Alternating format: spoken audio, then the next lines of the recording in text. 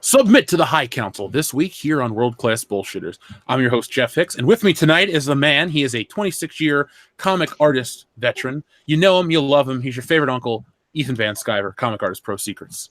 How do you do, everyone? How do you do? My name's Ethan Van Sciver. It's great to be with you, as usual, and let's proceed. Up next, he is the owner of Geeks+Gamers. You know him, you love him. He's always coming at you with another video. It's Jeremy. What's up, High Council? What's up, Geeks+Gamers? I am from the road right now. Car video. Don't have good reception, but I'm here. So what's going on?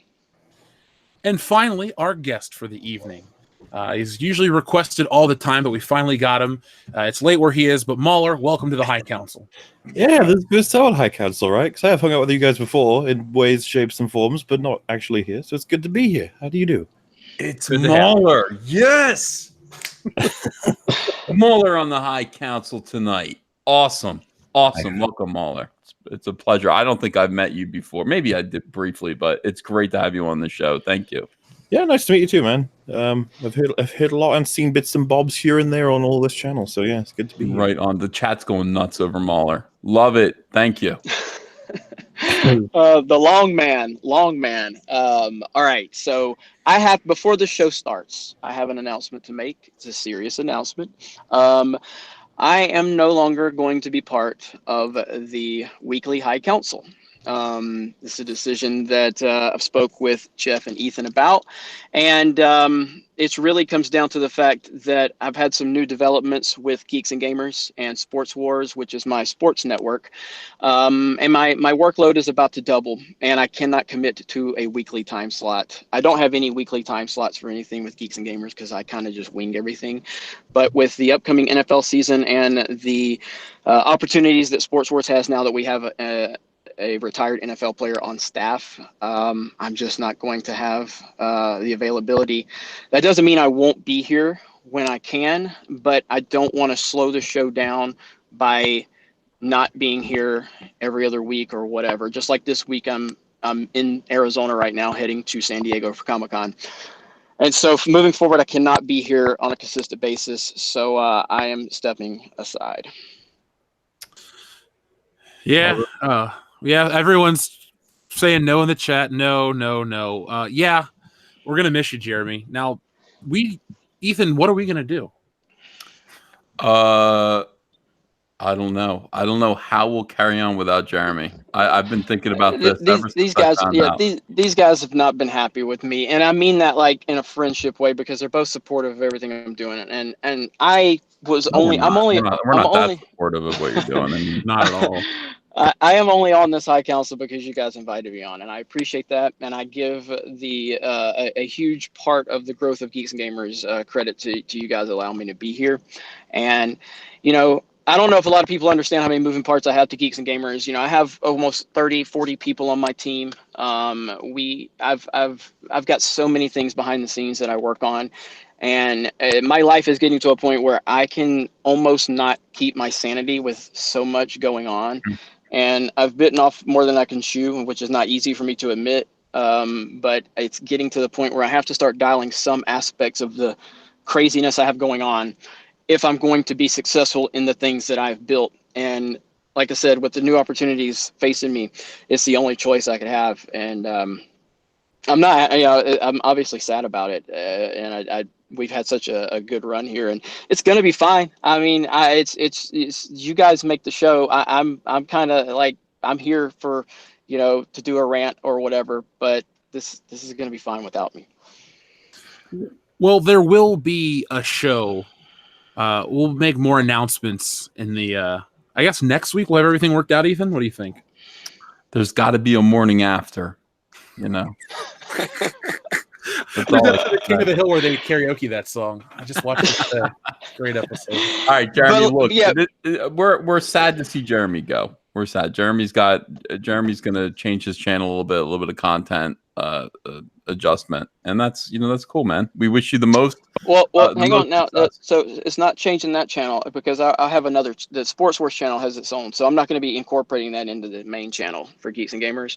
But yeah, that's neither here nor there. But it's just a lot that I have on my plate. So and I'll pop back up here and there, when I'm allowed to, and maybe once I get everything structured, then I can come back. But I don't want to be a hindrance moving forward week to week, where it's like, oh, Jeremy's not here, I can't do that to these guys, and so I do a lot of forward thinking sometimes, and this is one of those times. So, but I'm not going to slow the show down anymore. I'm going to bounce because I'm on the road.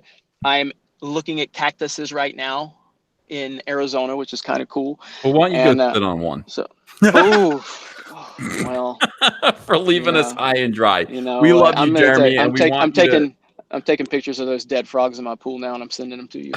So we want you to succeed. We want you to be happy and succeed, and you're always welcome back. We hope you will pop in a lot. All right. Well, I appreciate it. You guys got Mauler on tonight, so no more of me slowing this down. I'll pop back in if I get better reception a little bit later, but I'll be listening as long as reception holds. I love you all. I appreciate it. Y'all have a great night. Okay. Peace out. See you, buddy. See ya. Bye. See ya. All right. So we do have a show to continue, Ethan, even though I know.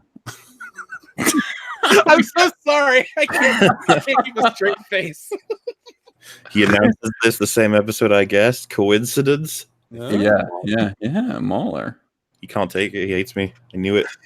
Well, look, again, here's the thing. The Fandom Menace is bigger than just me, Jeremy, and Jeff.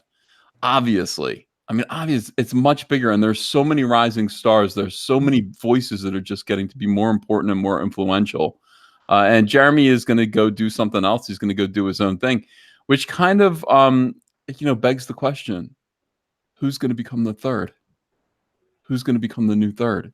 Now, a lot of people are already naming names in the chat, and let me tell you something. Every name that's being named has already been spoken. It's been bespoken by me and Jeff.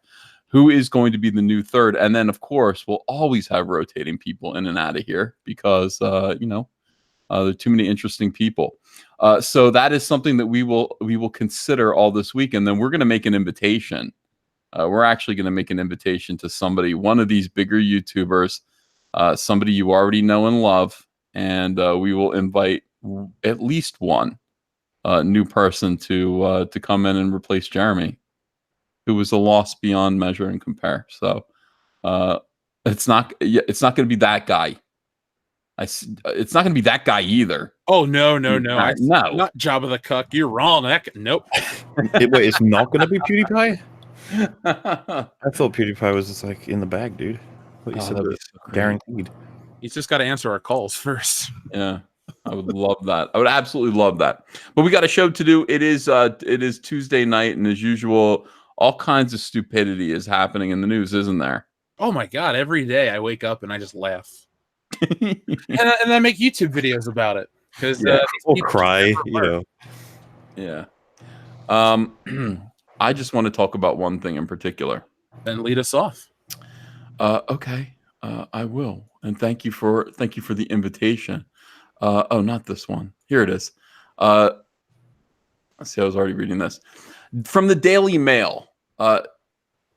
Mauler, it's your country. It's your nation's. I apologize in advance. Yeah, this is honestly, very, very reputable. This magazine. A Disney heiress makes undercover visit to Disneyland and discovers staff have to forage for food in the garbage because they're so poor. As she attacks the company's $66 million CEO Bob Iger for not affording them human dignity. Mauler, how much does human dignity cost? I guess depends on the currency exchange rates. Human dignity. The US vending machines, right? Yeah. There should be a human dignity vending machine. You're exactly right. But there isn't. I would say human dignity costs somewhere between not having to eat in a garbage can and $66 million a year, Mauler. True or false? Yeah, somewhere. But I can agree with that. Maybe like a Kit Kat bar or a with like a soda with that. That sounds good. That sounds like dignity to me. I don't know. Abigail Disney, the great Abby Disney, visited the California park incognito By the way, everybody recognizes Abigail Disney when they see her, don't they? She has to go. I mean, that's why you, right or wrong? I've never heard of her. Abigail Disney. That sounds like a fictional character. It's like Walt Disney's great grandmother, from the 1800s. No, Abigail Disney. She had to wear a disguise to go visit the park and just see the living standards. I guess there are people living in the park. She had received a Facebook message from an employee struggling financially. After her trip to Disneyland, she slapped down Bob Iger's eye-watering salary. Here she is. This is Abigail Disney. If you put a mustache on her, she looks like Walt Disney. I was going to say Gallagher, but whatever. Yeah, like Gallagher and Walt Disney had a baby. Or Tiny Tim. Remember Tiny Tim? Oh, God. Was it Tiptoe Through the Tulips? Yeah. Tiptoe was weird. Through the tulips. Yeah. In any case, this is Abigail Disney. So, unforgettable face. She needed to go in disguise. I wonder what she went in disguise as. Mauler, any guesses? Yeah, I mean, there's a lot of characters you could choose, especially from the Star Wars universe, that could be interpreted as mean. But I mean, I love them all equally. Like, what about you Disney guys like- princesses? What about Little Mermaid? Not a bad casting choice. Yeah. I mean, it could be worse. We've seen worse with The Little Mermaid just recently. So it could. I mean, in any case, she went in disguise. And she decided to tour the park. And since discovering the dire financial situations of the park staff, she has publicly slapped down Walt Disney CEO Bob Iger, who's eye-watering. Why is it eye-watering? I guess they mean cry-inducing. Is that what they mean? They're going to make you cry. $66 million makes somebody cry. If you paid me $66 million a year, I'd tear up. Just putting that out there. Yeah. I mean, he's gonna have a big salary, but what is the correct big salary? I suppose this article is positing, is it? How much should he earn? I would give myself $67 million the next year. That's what I would do. I'm a much kinder person. I would go with 65 million. 65. Okay. That's the correct amount. You can get a lot of Kit Kats and sodas with that. That's like dignity times 10. I don't know. All right, so it's 1,000 times bigger. By the way, his salary is 1,000 times bigger than the average employee. Do the math. What does that mean? It's 1,000 times bigger. They get $6 million a year? No, wait, that's not. I was gonna say, surely it's more than that. I don't know. What is 66 million divided by 1,000? Is that how to do the math? I think so. 6,000? $6,000 a year? No, I thought it was. Hold on, I'll just, the chat's laughing at us right now. I know they are.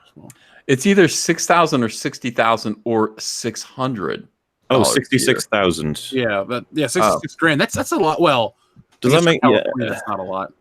I was gonna say, it depends on where you live. I suppose that would be a decent amount or not a decent amount at all. Well, where I live, that's a good wage. So where I live, that's a great wage. But I mean, small towns in the middle of nowhere get you far with the money like that, I guess. Abigail Disney, look, she's left horrified. Look at this man here in his tuxedo. I think you mean creature. Look at this creature in his tuxedo. So happy that he's got people eating from the garbage cans at Disney while he enjoys his $66 million salary per year for doing what? For screwing up, for giving us Captain Marvel. He did give us Captain Marvel. He gave us Rey and Captain Marvel, two of the greatest female characters to grace the silver screen. Oh, he gave us Rey. Don't forget Maria Rambeau.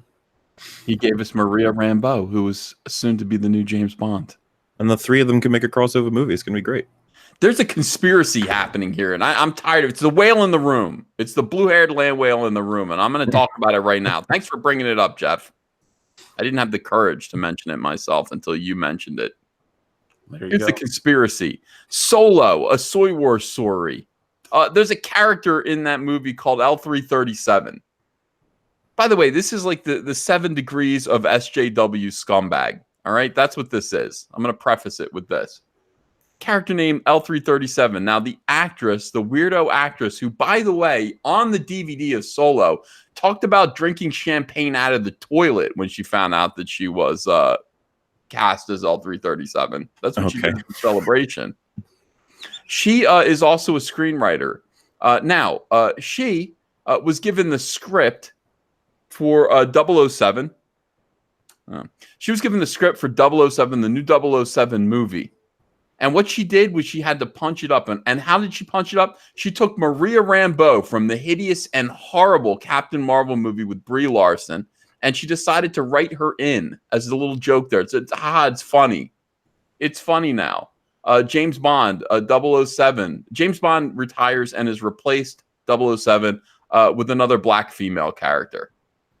This is a conspiracy. All of these people are working together. It does almost seem like a meme, doesn't it? It's like, what does he get replaced by? Oh, black female. You're like, no, really. Every single time. I don't know what's going on. I don't either. It must be the trendy thing. Yeah, I'm guessing, yeah. It's such a strange, like, because again, it's the kind of thing where you just be like, oh, of course they did that. And why are we in that position right now? Strange. I don't understand. Why is it always a black woman? Why can't it be an Indian woman? Why can't it be what other types of people of a color? Russian woman. Why can't it be a Russian man? Why couldn't it be? Yeah. How many Russians are in big American movies typically? Not many. Not enough. No, not enough. Dolph Lundgren wasn't Russian, so we got to stop this Russian hate. Sometimes I feel like I need to use the power that I've been given to fight for more Russians to be in American movies. They need more dignity. Send them Kit Kats and sodas. Jesus. Yeah, it's time that we all stand up and advocate for more Russians, more Russian men. You know, I'm tired of the matriarchy. I'm sick of it. It's everywhere. It's everywhere right now. All right. So anyway, this man is responsible for allowing that conspiracy to go forward. He has some of the worst women. Tessa Thompson is next, by the way. She's another one. I think it's a 5 point. I think it's a star, like a pentagram. 5 points. Brie Larson, Tessa Thompson, L337, and what's her name? Maria Rambeau. What is that actress's name? Lashana Lynch. Lashana Lynch. And then who else? Who's the other one? Who's the other point of the star? Ray? Daisy Ridley? Yeah. I don't know. It might be Daisy Ridley, although she did come out and say there were only 2 genders. So she might be okay. I don't know. She said that? Yeah. Yeah. Did she like get roasted? Nope. She won my heart that day. I have to admit. All right. So this man's responsible for that. Every single one of these people that I talked to were saying, I don't know how I can maintain this face of joy and warmth when I have to go home and forage for food in other people's garbage. She told Yahoo News, I was so livid when I came out of there because, you know, my grandfather taught me to revere these people that take your tickets, that pour your soda, revere them. She added, Bob needs to understand that he's an employee. He's our bitch, just the same as the people scrubbing gum off the sidewalk. Damn, Bob. She said, you're no better than the dude who scrubs the gum off the sidewalk. How much does that pay? 1,000 per, I guess, 1,000th of what he gets paid. And our employees, and they're entitled to the same dignity and human rights as he is. The 59-year-old whose grandfather, Roy O. Disney, co-founded the Walt Disney Company. You ever see Roy O. Disney on the Mickey Mouse Club? No, I think I know who Roy Disney is, but Roy O. Disney. I've never heard that name before. That's Walt Disney's brother. Yeah. Said that she emailed Mr. Iger reassuring him that he was a terrific boss, but urged him to consider his legacy. Okay. Look how sad. Look at this. Every single one of these people I talked to were saying, I don't know how I can maintain this face of joy and warmth. Yeah, it's awful. Absolutely. So how much money is dignity money then? That's actually a fair question, I guess. I'd like to know. I'm saying I can't believe that these people are foraging in garbage cans. You know, maybe they weren't even Disney employees. Maybe it was Jason Ward, you know, and Steele Saunders. Like they have plenty of money. They just like garbage food. You're like, oh, okay. It's a perfectly good hot dog. Don't let it go to waste. Yeah. There's things that I'm concerned about. She told him to push to be remembered as the better person who made the world a better place by closing the salary gap. How can you close a salary gap between $66 million and $66,000? How do you close that gap? How do you do it? Right now, Mauler, you can't see me, but I got my palms and I'm slapping them together. Like, how do you close that gap like that? I'm guessing you half his salary and spread it out between the remaining people, and that's closer, so that's better. I didn't even think of that. That's a good idea. Mm-hmm. Think of the Kit Kats. What is it with you British and Kit Kats anyway? I thought it was more. Sometimes you need to take a break, have a Kit Kat. That's what they say. It's true. You can't deny it. And is the High Council sponsored by Kit Kat now? I haven't received a dime from Kit Kat. Mars, we're waiting. Well, I'm not saying I'm sponsored by them. I'm saying I have dignity. What are you doing here? All right, so Disney has recently been embroiled in a gender pay row. Row, that's a British word. We don't use that here in America. We go, what does this mean? It means a fight. It means an ordeal. It means an imbroglio. An imbroglio is a better word for row. With 4 women reportedly bringing a lawsuit against the company. They claim that Disney routinely denies women opportunities to climb the career ladder and gives them why would they do that? Why would they? Yeah. Is it because they promote based on something? Why would any company do it? It's going to be a major fucking problem if they got caught doing that. I don't think any company would feasibly do it unless they were like, oh, let's just promote the people who are really good at the job. Oh shit, we ended up promoting the 5 guys and not the 5 girls. That could happen. Could be reversed. It's likely. There's no... What company is stupid enough, especially Disney, to go, I don't like women, let's promote the men. It's like they might sue us. It doesn't matter. Yeah. It's like, okay. Yeah, I know. That's the problem, Mauler. You can't... Like, a meritocracy, a pure meritocracy doesn't really work, because that's the patriarchy, So you do have to artificially allow some There's got to be high-ranking female members of Disney's operation, right? There are lots. There are lots. There are all of them, but none of them are, I mean, think about Kathleen Kennedy. Yeah, how did she get there? She's a female, I believe. Yeah. Maybe. Jury's out. Well, I mean, 1 minute she was dancing for Steven Spielberg in Indiana Jones and the Temple of Doom in her skivvies, and the next thing you know, she's running the whole show. So let that be a lesson to you, Jeff. Yep, I better get in skivvy shape and start dancing. Yeah, shake your moneymaker. I have no shame. I'll do it. The unequal pay infects the entirety of Disney. It's not just an isolated incident. The gap is pretty dramatic. This is not the first time Abigail has publicly criticized Iger's enormous pay packet. That sounds sexual to me. Sounds no worse than payload. Yeah, it's like his enormous... I'm going to publicly criticize your enormous pay packet. That's what it does. It sounds like she's saying his balls. I should have just left that up for people's imaginations. Sometimes I spell it out when I shouldn't spell it out. Mauler, it's one of my weaknesses. I have many, but that's one of the main ones. Thank you. In April, she branded his $66 million annual take-home insane and said that such mammoth sums had a corrosive effect on society. Holy shit, this woman's crazy.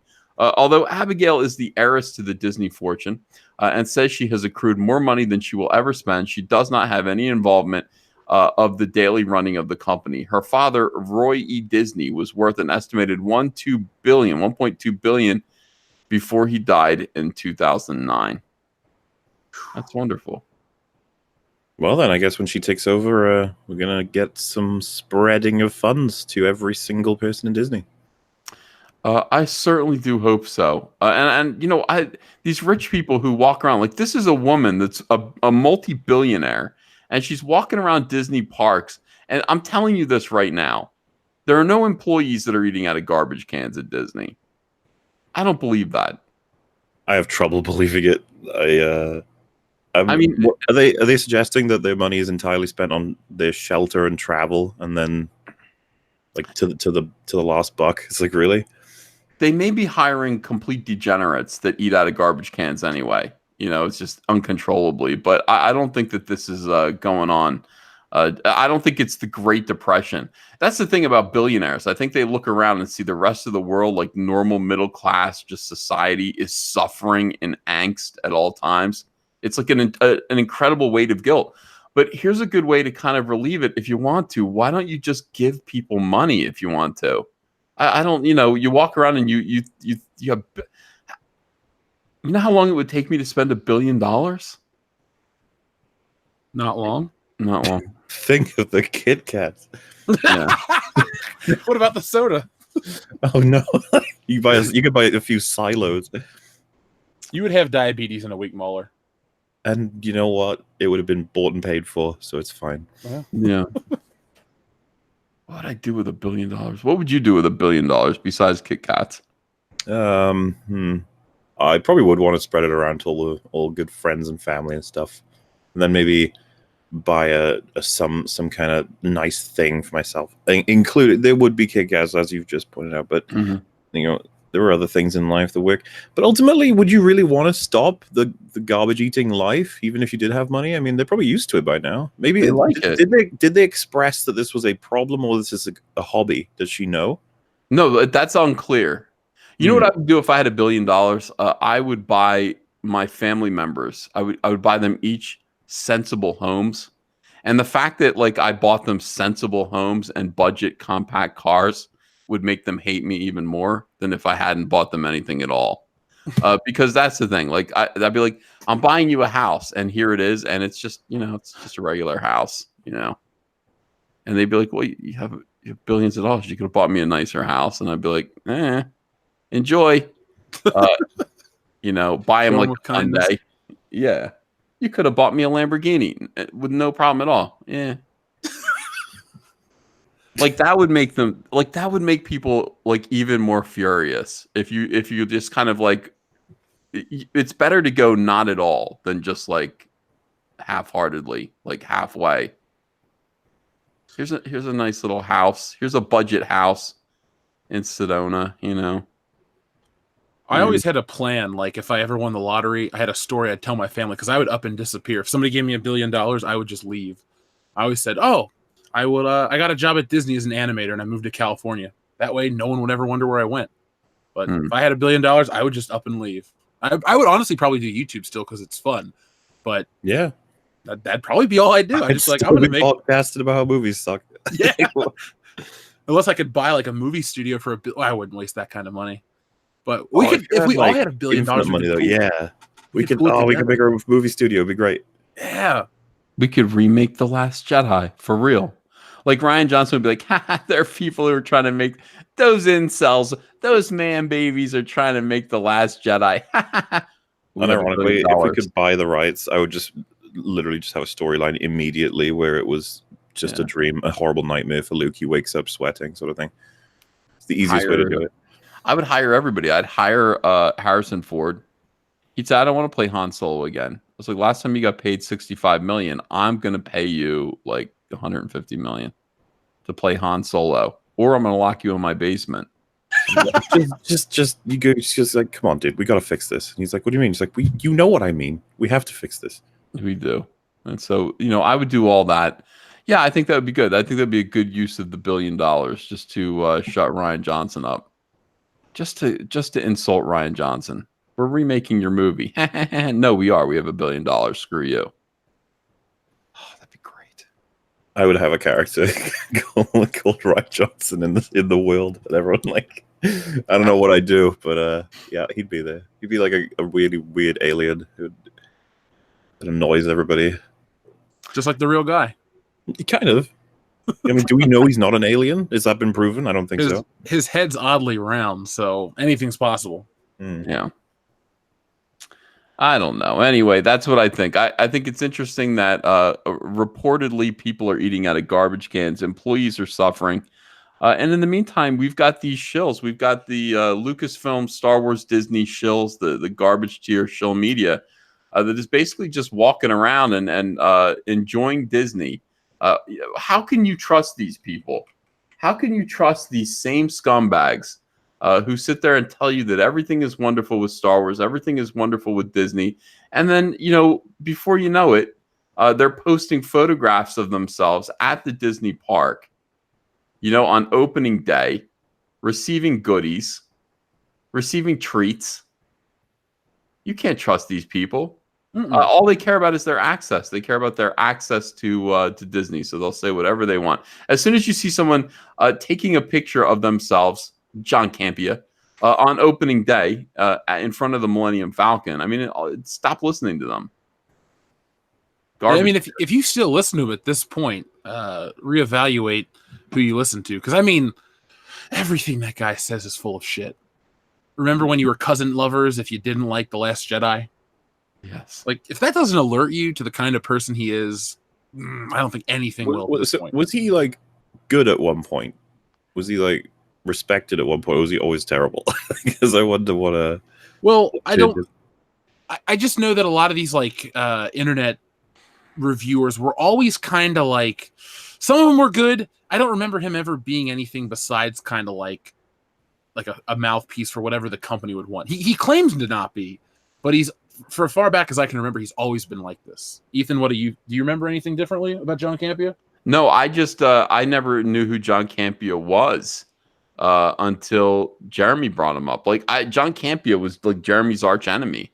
And I was like, I gotta find out about this dude. He's thoroughly unpleasant, just like Scott Mendelson. Scott Mendelson's better than I like that guy, actually. The more I read his shit, I laugh at it. Yeah, like, because underneath there might be a bit of hope for Scott Mendelson. Perhaps. Did you hear what he said about The Lion King? What did he say? He ripped it apart for being unoriginal. He compared it to this movie called Strange Wilderness, which is a piece of shit. If you're out there and you know what it is, you'll laugh. He was not kind to it. He's like, it doesn't serve a purpose. It doesn't need to exist. And that was really rare. Because, like, The Lion King controversy or non-controversy is like critics are kind of tearing it apart because it lacks a soul. It doesn't need to exist. Much like all the other Disney remakes. It's just like garbage in, garbage out. So they're not really putting out anything creative, and even these people are starting to pay attention to it. Yeah, it is garbage. And the Little Mermaid, I can't imagine how the Little Mermaid's going to work. I really can't. How could it work? Isn't Melissa McCarthy going to be Ursula? It's a good choice, but I mean, it's weird that I was like, that somehow makes sense to me. Okay. Well, I think they announced, what's the guy's name? Harry Styles or some shit as the prince? Was that a joke or something I saw earlier? I don't know. I'm not following it too closely, but yeah.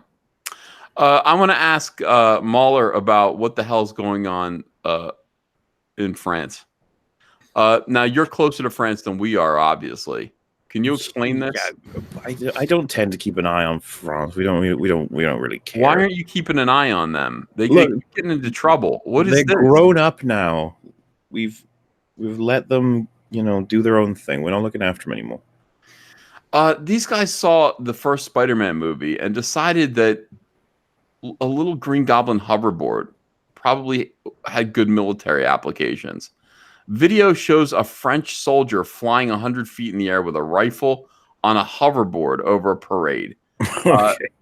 This is a new effective method of retreat, I guess, for a French soldier. What? Just go to space?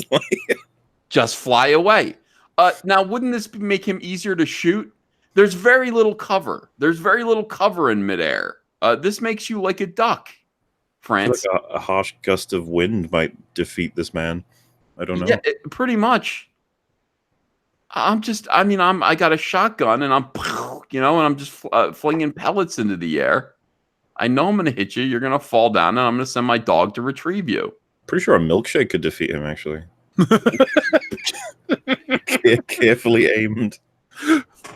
Yeah.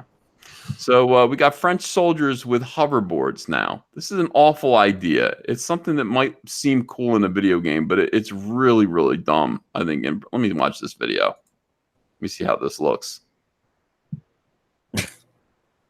Come on. What is happening? Why is that? Could you see it?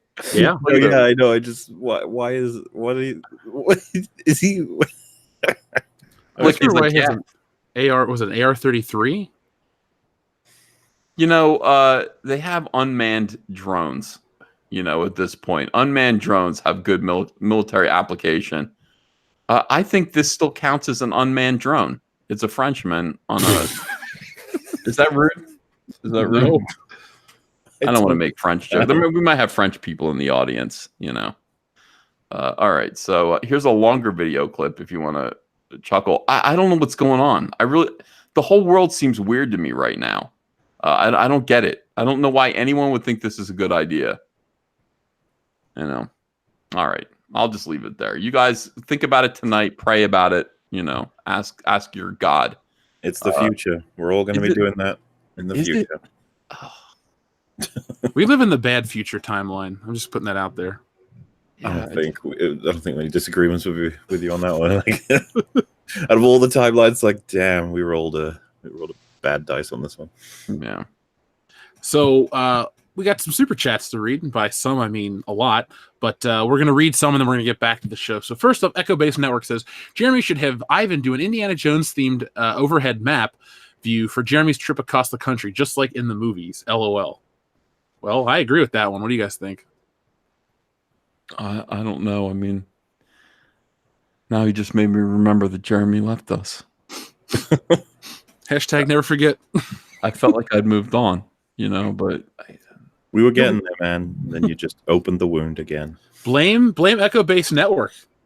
He didn't know. He didn't know. He didn't know. Yeah. Yeah, he sent the super chat at 7:46, an hour and 14 minutes before we went live. So I mean, I can't really blame him. But yeah, go punish him by subscribing to his channel. He's a good dude. The Grand Inquisitor says, I'm calling it now, Jeff. Double Ovary 7 will be a lesbian relationship with Miss Moneypenny. Mark my words, Moneypenny has always lusted after 007. Now she's going to get what she wants. Yeah. That reveal really, I made a video about it, folks, so you can watch it here on the channel. It's doing well. But as the James Bond guy in the Fandom Menace, Bond 25 just seems like the James Bond movie that doesn't want to exist. You have Daniel Craig get injured. You have directors leave. I mean, you guys know who Danny Boyle was, right? Oh, yeah. 28 days later. He was involved with the movie at one point in time. There's just so much going on with this film. Like, we talk about the behind-the-scenes nature of all these other shows, but Bond 25, because it's not geek culture related, nobody really reports it. But they even at one point had Grace Jones involved with the new James Bond movie, and she walked out because her role wasn't big enough. So I'm going to be making a video about all the James Bond stuff. But do we have a stinker on our hands? Do you think some of this stuff could color the perception of the audience like Solo did? How do you guys feel about this? How do I feel about it? Still thinking about Jeremy. It felt inevitable almost with Bond. I was actually expecting them to announce that he was going to be a female next. But this is what exactly? Like they've said that the plot is going to be that she's taking over for him until he comes back, I'm guessing, even though this is his last, or at least Daniel Craig's last movie as Bond, right? Yeah. And so I guess depending on its success, they probably will have the next Bond be her, maybe. I don't know. Like fully, I mean, like she gets a set of movies. But did she really get this role thanks to Captain Marvel, or was that unrelated? Yeah. Because she was barely in that movie. Yeah, for like, what, 10 minutes? And like she's an agent. Like she's an agent within Captain Marvel. Like she's an SJW agent. Like they all know each other. Like who are these people? Who is she? Where did she come from? Where L337, that woman. Who is she? Where did she come from? They're all. This is what they do. Brie Larson's like, I have tremendous power. Yeah, you're gonna open the door for more weirdos like you. You know. I would bet. I'd make a Dukes Brothers bet that she dies mid-movie.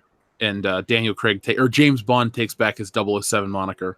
I'm just saying, from a business standpoint, you will sink your franchise if you turn this into that. That's what SJWs do, though. But I support them. I want you to understand that I support SJWs. I'm getting this shirt right here. It says there are more than two genders. Yes, there are more than two genders. Do you see this, Jeff? I do. You're locked.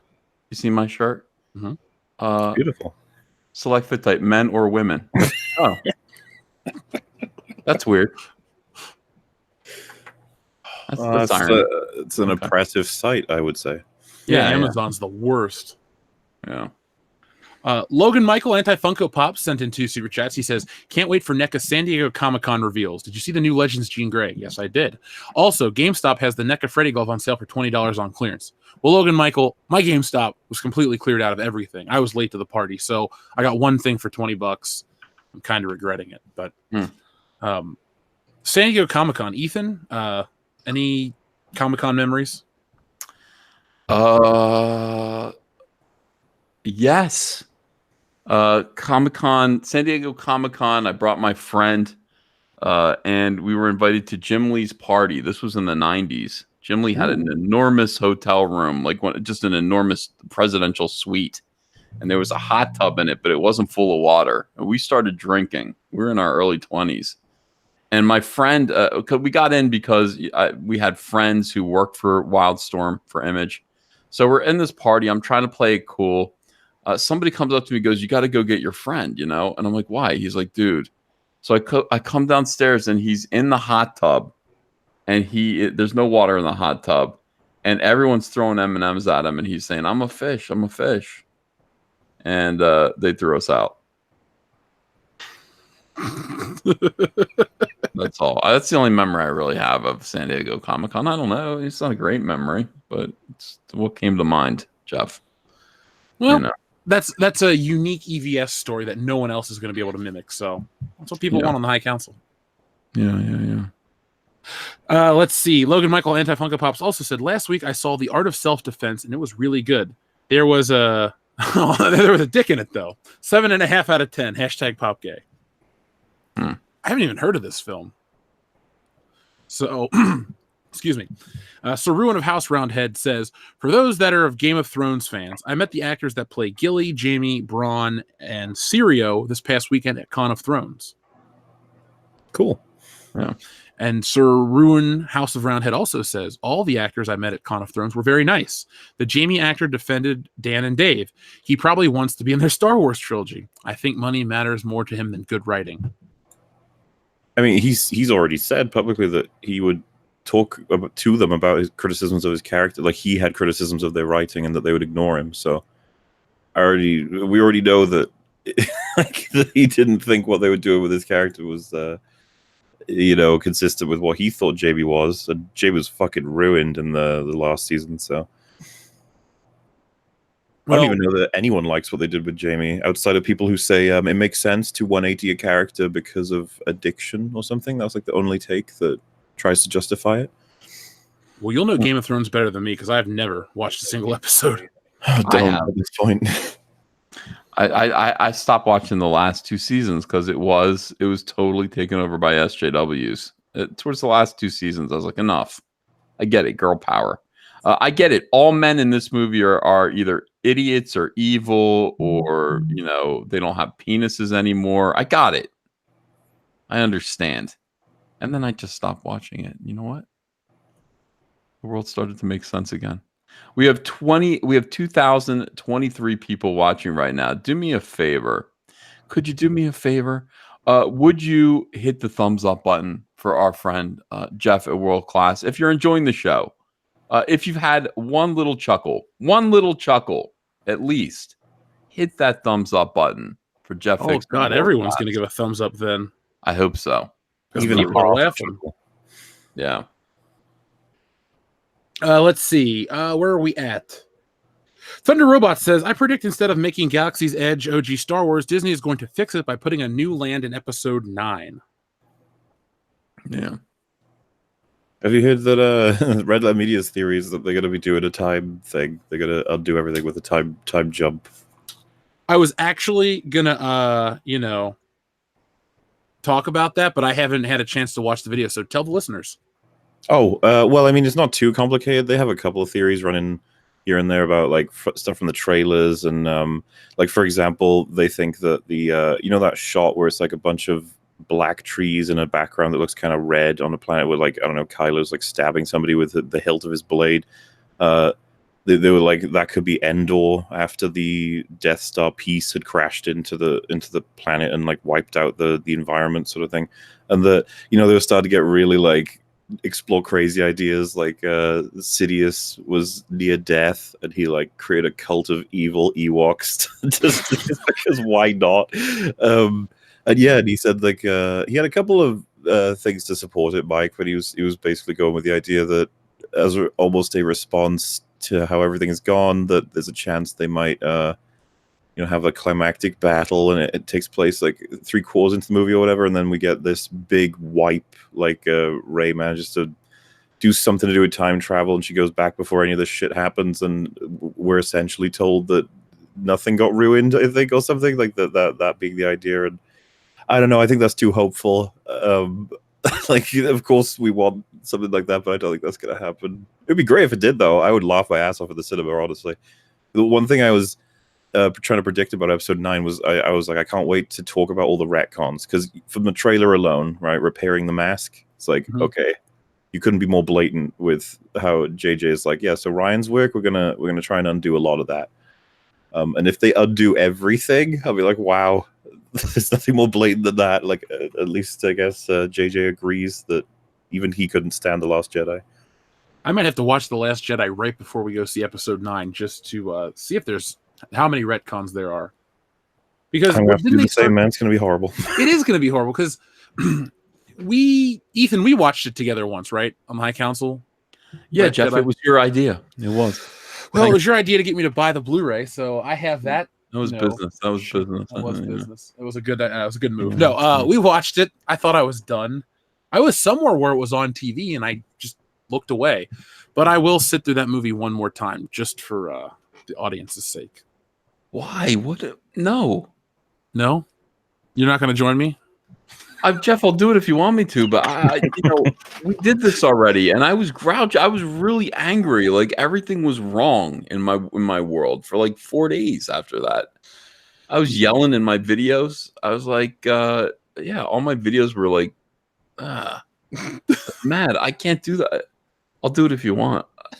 Do you guys like the idea that they brought us a Snoke to be a clone of Palpatine, to be like, oh, we've got to get Palpatine back. We can't actually have Palpatine. And then Ryan killed him, so JJ was like, fuck it, I'll just get Palpatine.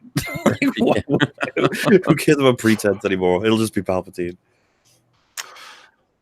Well, we'll see. Snoke seems to be like the biggest lost cause of all the new Star Wars films. Yeah, the whole thing is stupid. I'm not going. I've decided I'm not going. I'm boycotting. I'm officially boycotting Disney. I'm going extra hard in my videos against them. I've had enough of them. The whole gravestone thing with Ollie and Spider-Man, that pushed my buttons. That pushed me over the edge. I'm not going.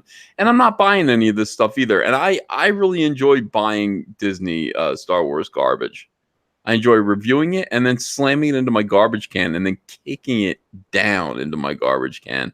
That's the insult. The real insult is when you throw something in the garbage and then you kick it down with your foot, because you don't want to see it.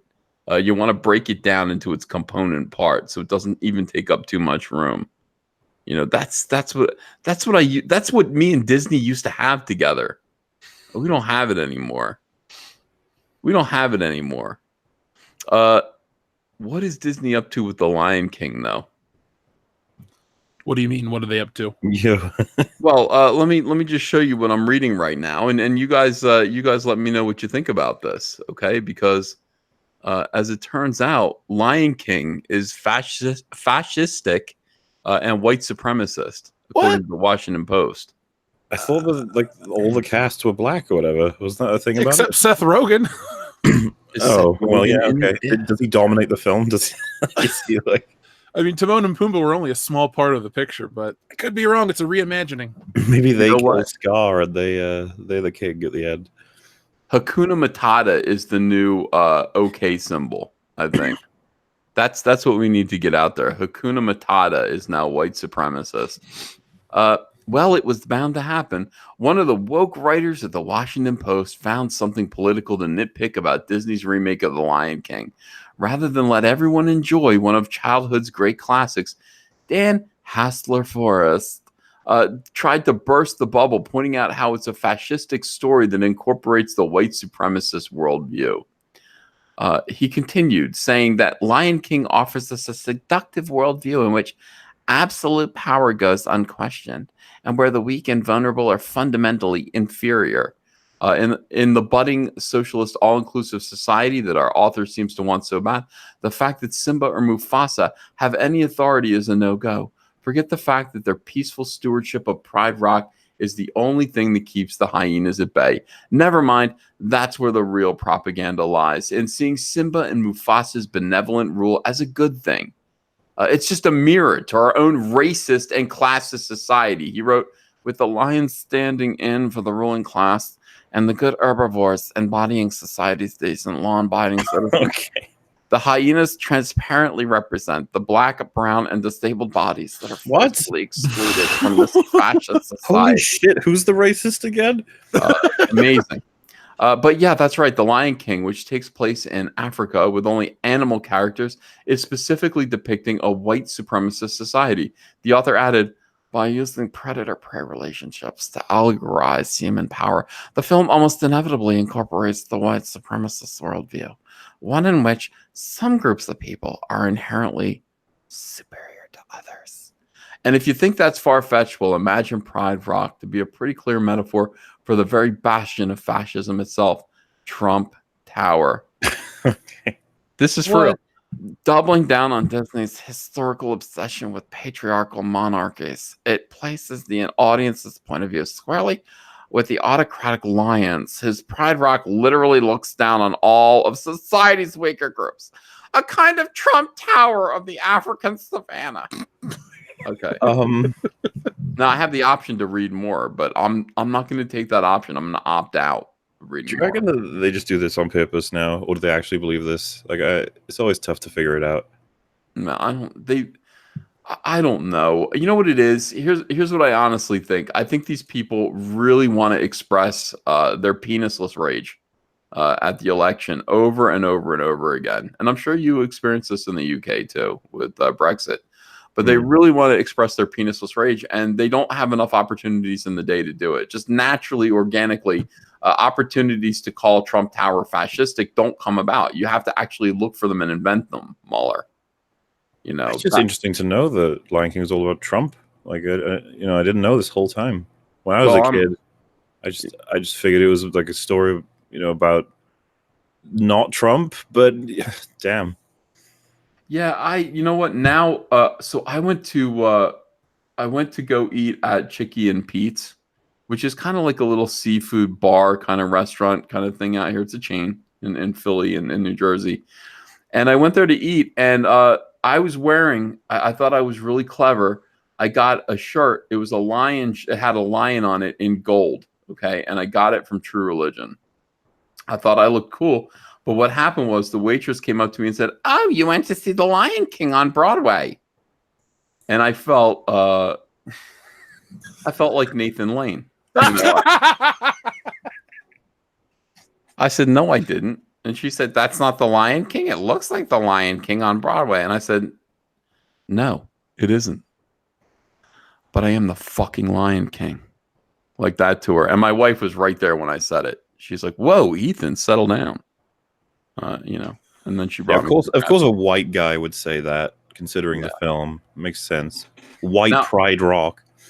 I didn't even think of that. In any case, yeah, I think everything is Trump now. All symbols of power, all symbols of what's the opposite of erectile dysfunction? Raging hard on? Yes. all symbols of that represent Trump and oppression. I think that's the way it is, and it's going to be that way until next year. Sorry. So does this affect the box office at all? I mean, that film's being ripped apart, isn't it? From what I understand, critically, I've heard a lot of people say for nostalgic purposes, like if we're Mauler, you and I are roughly the same age, probably, like Aladdin and Lion King were the two big Disney movies that kind of had the crossover appeal. Because you had the Disney princess crap, or you had Pocahontas, which I hated.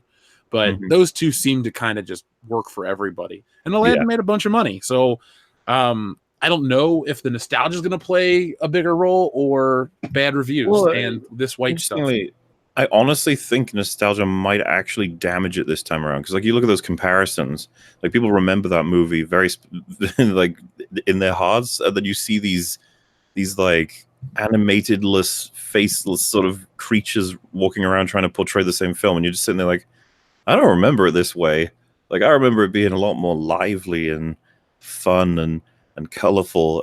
Like that clip specifically on Twitter, man. Like that, I was just like, Jesus Christ, how do you fuck that up? That's like, all you have to do is copy the scene, and you have. Have you compared Scar's voice? Like, holy shit! So, like in the case of people watching something like even Aladdin seemed to work, but for some reason, I think Lion King might have burst the bubble, or at least just this time because of the way they portrayed the animals. But yeah, I don't know if nostalgia is going to float it or damage it this time around. Honestly. I've just seen like I don't know. It seems like as Disney gets bigger and bigger, and the rehashes, people are starting to wake up to it a lot quicker. Like their bullshit meters go off right away. Hopefully, this is a case where people just go no, because Dumbo failed. Dumbo was not a big hit. I think it's already out on Blu-ray, or it's about to come out. So Disney's cutting its losses by trying to get it in the home video.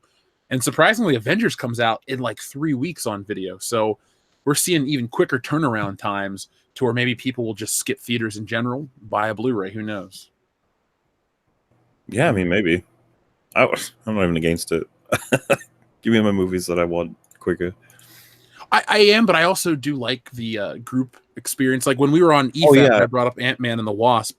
That was the only Marvel movie I had seen by myself in like an empty theater 4 days later, and I didn't have the same effect. Every time I went and saw them in a big group, with the exception of Captain Marvel, there was like a, just this moment with the audience had together. I missed that about movies.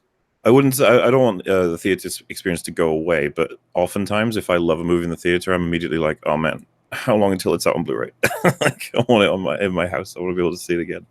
That's how I want with a lot of movies, like Baby Driver. I really liked that. So, let me read a couple more super chats. General Devereaux says, "Hail the High Council." Oh, sorry, hold on. Obi-Wan. Wait, I am way off. Sorry. Raiders of the Lost Flick says, Alita Battle Angel fans are hated more than any other fandom, even accused of being an alt-right cult. Any plans on doing more videos on that topic?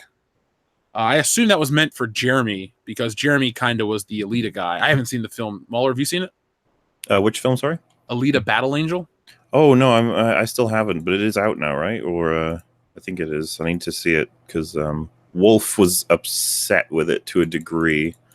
And I know that a lot of people compared it to Captain Marvel as like the superior film with a female protagonist, which is undeniably true without me having even seen it, because fucking Captain Marvel was terrible.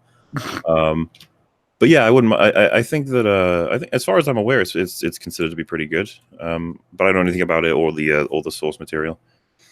Yeah, I'm not a manga or an anime guy. There's one thing I like called Lupin the Third, and other than that, the rest of it just doesn't strike me as exciting. So Raiders of the Lost Flicks, just hit Jeremy up on Twitter, and maybe he'll respond back. I know he's out of town right now, but I know personally I won't, because I haven't seen the movie. Ethan, any opinion on that? No. I do have an opinion on something else, though. Do you mind if I talk about it, or the floor is yours? You've been clicked on. Okay, thank you. My opinion is that you should stop pooping in community pools. Now, this is what happens. People close pools. This is not a toilet. As you can see, they've got the Jeff, this isn't funny. There are people who are That's swimming. That's Mauler laughing. Oh, Mauler. This isn't funny. As you can see, this is America here. You don't want to poop in pools in America. This is in Michigan. Can't they just no. poop in the forest? Why do they have to poop in the woods? I don't know. I don't know why they use it as a toilet. It reminds me of who's the kid from Home Alone? Macaulay Culkin. Yeah. Macaulay Culkin owns an apartment complex. He's got some problems, maybe psychologically. And so people would be out there swimming in the community pool, and he would just go pee in it. And by peeing in it, I don't mean like he'd go in and pee. I mean, he'd stand above it while people were in it, and he would just pee into the pool right in front of them. Is that true? That is true. So this is different. Macaulay Culkin's a different kind of animal, and I don't think you could blame him for this. But he's been through a lot, and I don't want to get into that discussion again because I'll get in trouble with Razor Fist.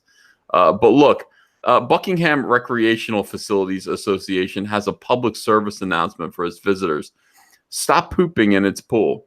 In a notice posted Friday afternoon, the association's president said the community pool had to be closed because someone has been defecating in the pool. And yes, they believe it was on purpose.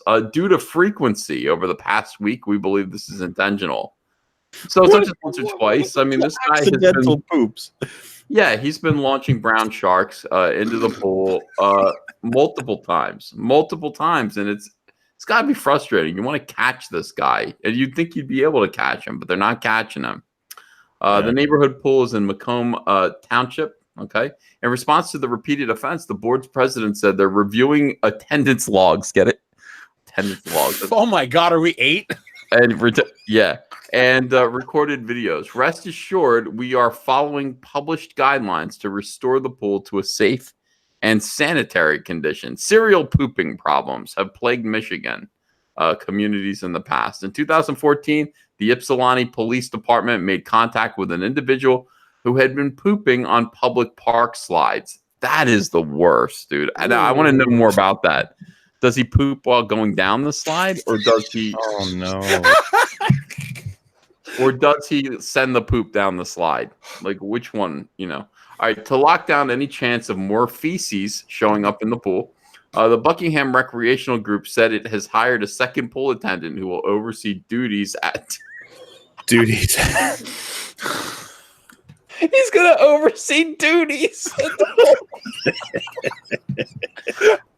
However, the recent hire means the annual carnival put on by the association will be canceled. That's the unfortunate part. It ruins things for everyone.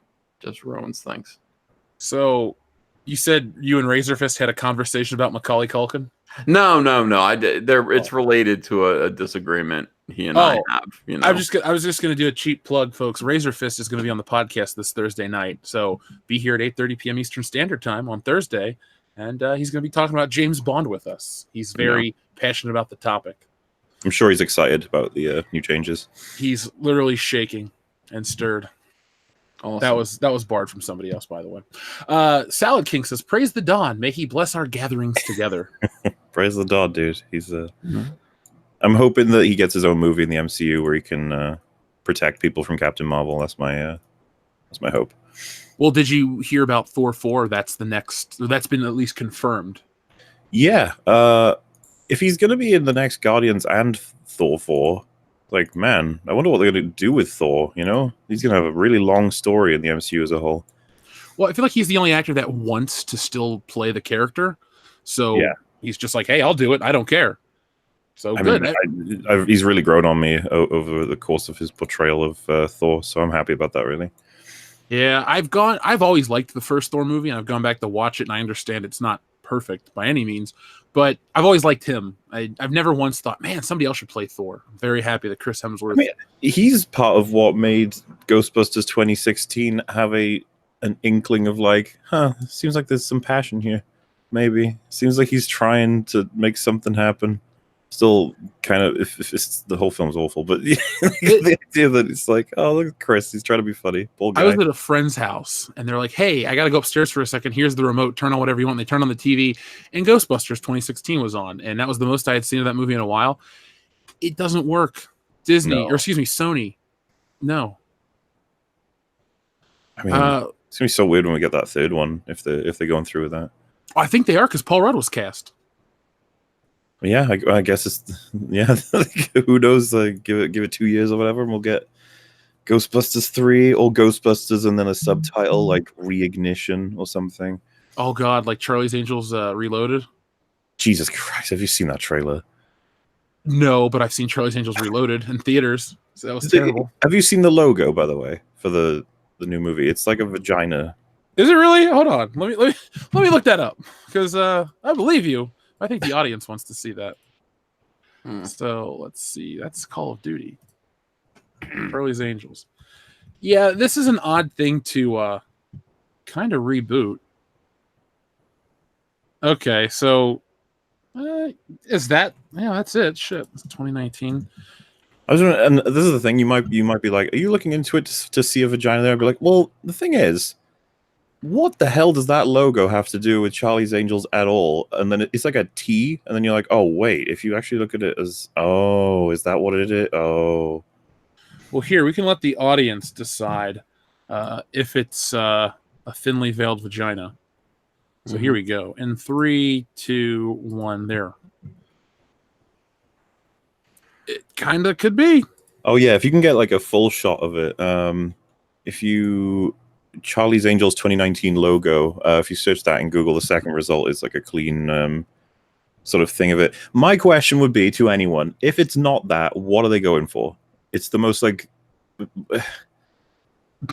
Yeah, what is it exactly? It's a lot of triangles. It's a lot of triangles, and I don't know. Oh, I don't understand what it's supposed to be. Like a Roman numeral 5? I mean, what's that got to do with Charlie's Angels? It's like, what? Okay. it's just a vagina. Well, here's another image of it, a clearer one. Oh, good. Yeah, A better image of the vagina.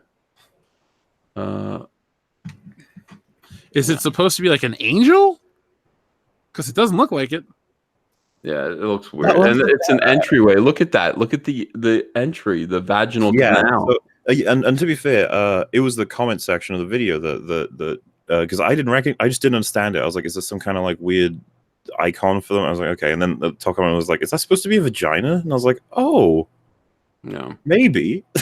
Like, I don't know if that's what they're going for. I talk about another failed reboot or remake, whatever you want to call it. I mean, do you say it's a readaptation since it's adapting the old TV show? Do you call it a reboot because it's rebooting a film franchise from 15 years ago that didn't really matter anymore? I don't know. Do we know what they've called it, or at least Elizabeth Banks? What has she called it? I like Elizabeth Banks enough, but not enough to follow her career anymore. She's not in Spider-Man, so I'm done.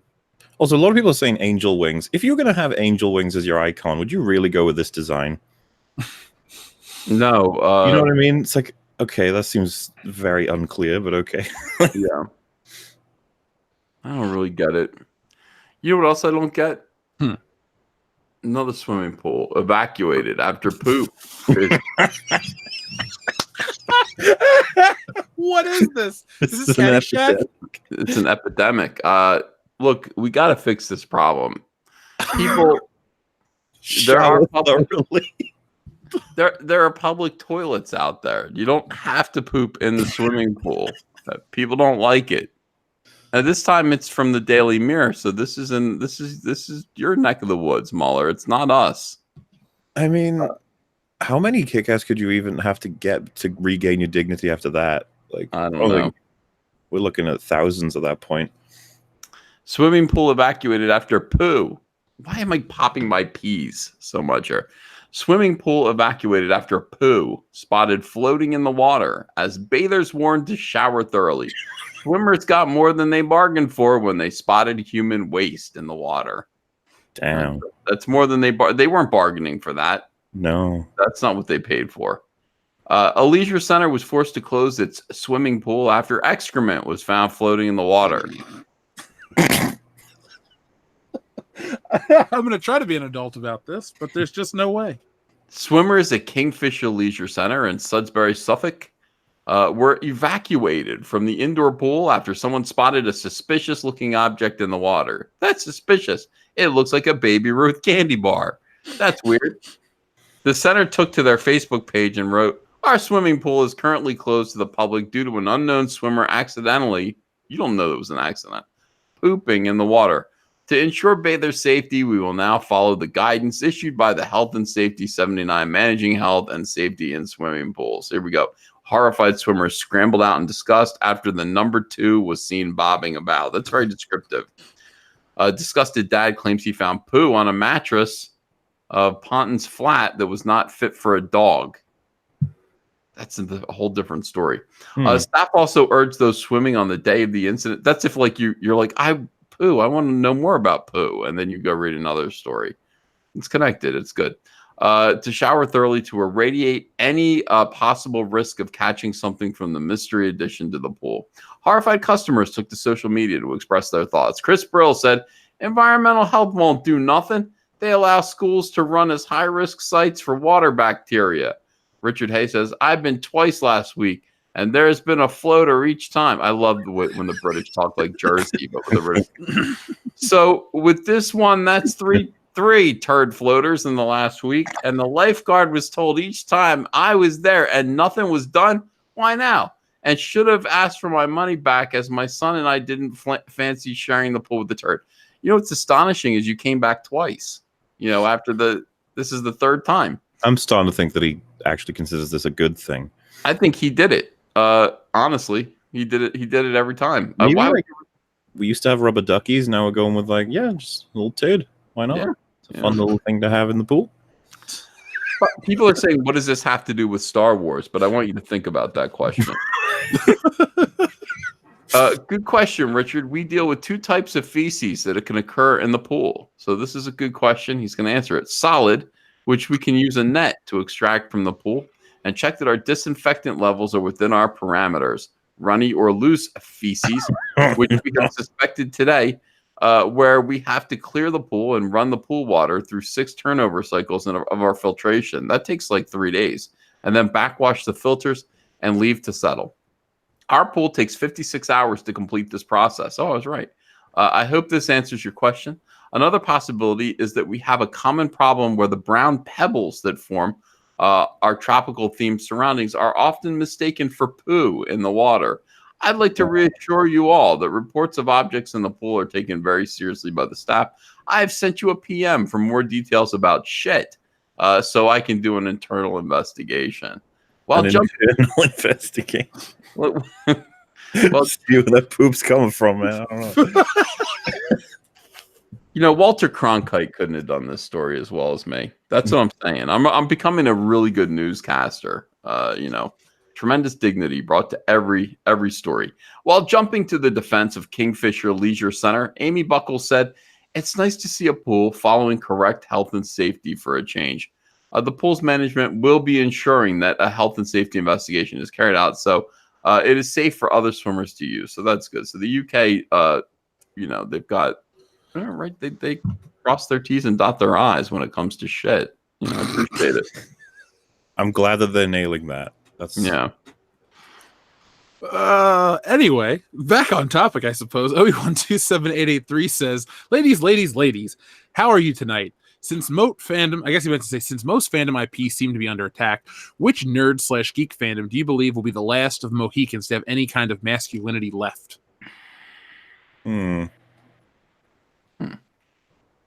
I mean, does the Expendables count?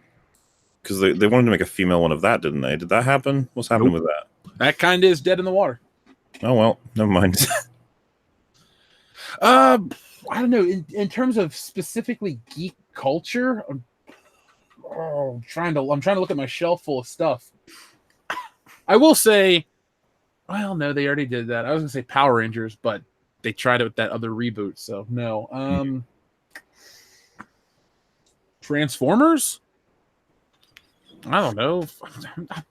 I'm hitting the bottom of the barrel here, Obi-Wan27883, because I was going to say Indiana Jones, and I thought, no, they'll definitely cuck him out in the next one. They'll embarrass him. God, why are we getting another one? It's going to be so bad. Dude, it should have ended in 1989, and you know this.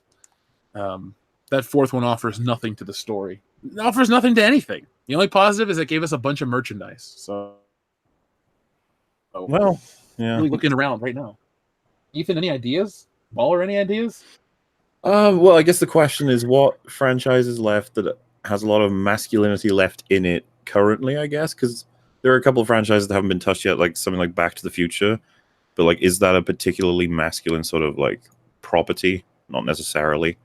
That's why I went to Expendables first. It's like, oh, yeah, that's, like, just a bunch of guys with machine guns killing a bunch of army dudes, right? It's just like, yeah, but... I don't mind, I don't mind them women, taking over some, men's movies, replacing the gender swapping characters. I want them to do a gender swap of Mr. Mom, and I want them to do a gender swap of 3 men and a baby. I think those are two properties that are ripe for gender swapping the main characters. Now that that's been said, Australia news today. Oh my god! So I don't think you have like 100 of these stories. No, I don't. I just the news. This is what's in the news right now. This is what's in the news. Please stop shitting in the pool. Please. Okay, this is Australia. Oh, John Wick. That's one. That could get ruined. Yeah. I hope they don't do it. How's Die Hard doing these days? I didn't see the 5th one. Don't. Seriously, it was ever before I had this channel. That was a terrible, terrible movie. Like, what were your opinions on the 4th one? I thought it was okay, but I kind of was like, uh-oh. If you thought that one was just okay, it's a masterpiece compared to what Part 5 is. Well, it's got Jack Courtney as well, isn't it? It's Yes. like Captain Cardboard. He's Jack. What's worse, Jai Courtney or the poop in the pool? We're going to find Why out. would you make me choose between that? Yeah, but there's no reason to choose.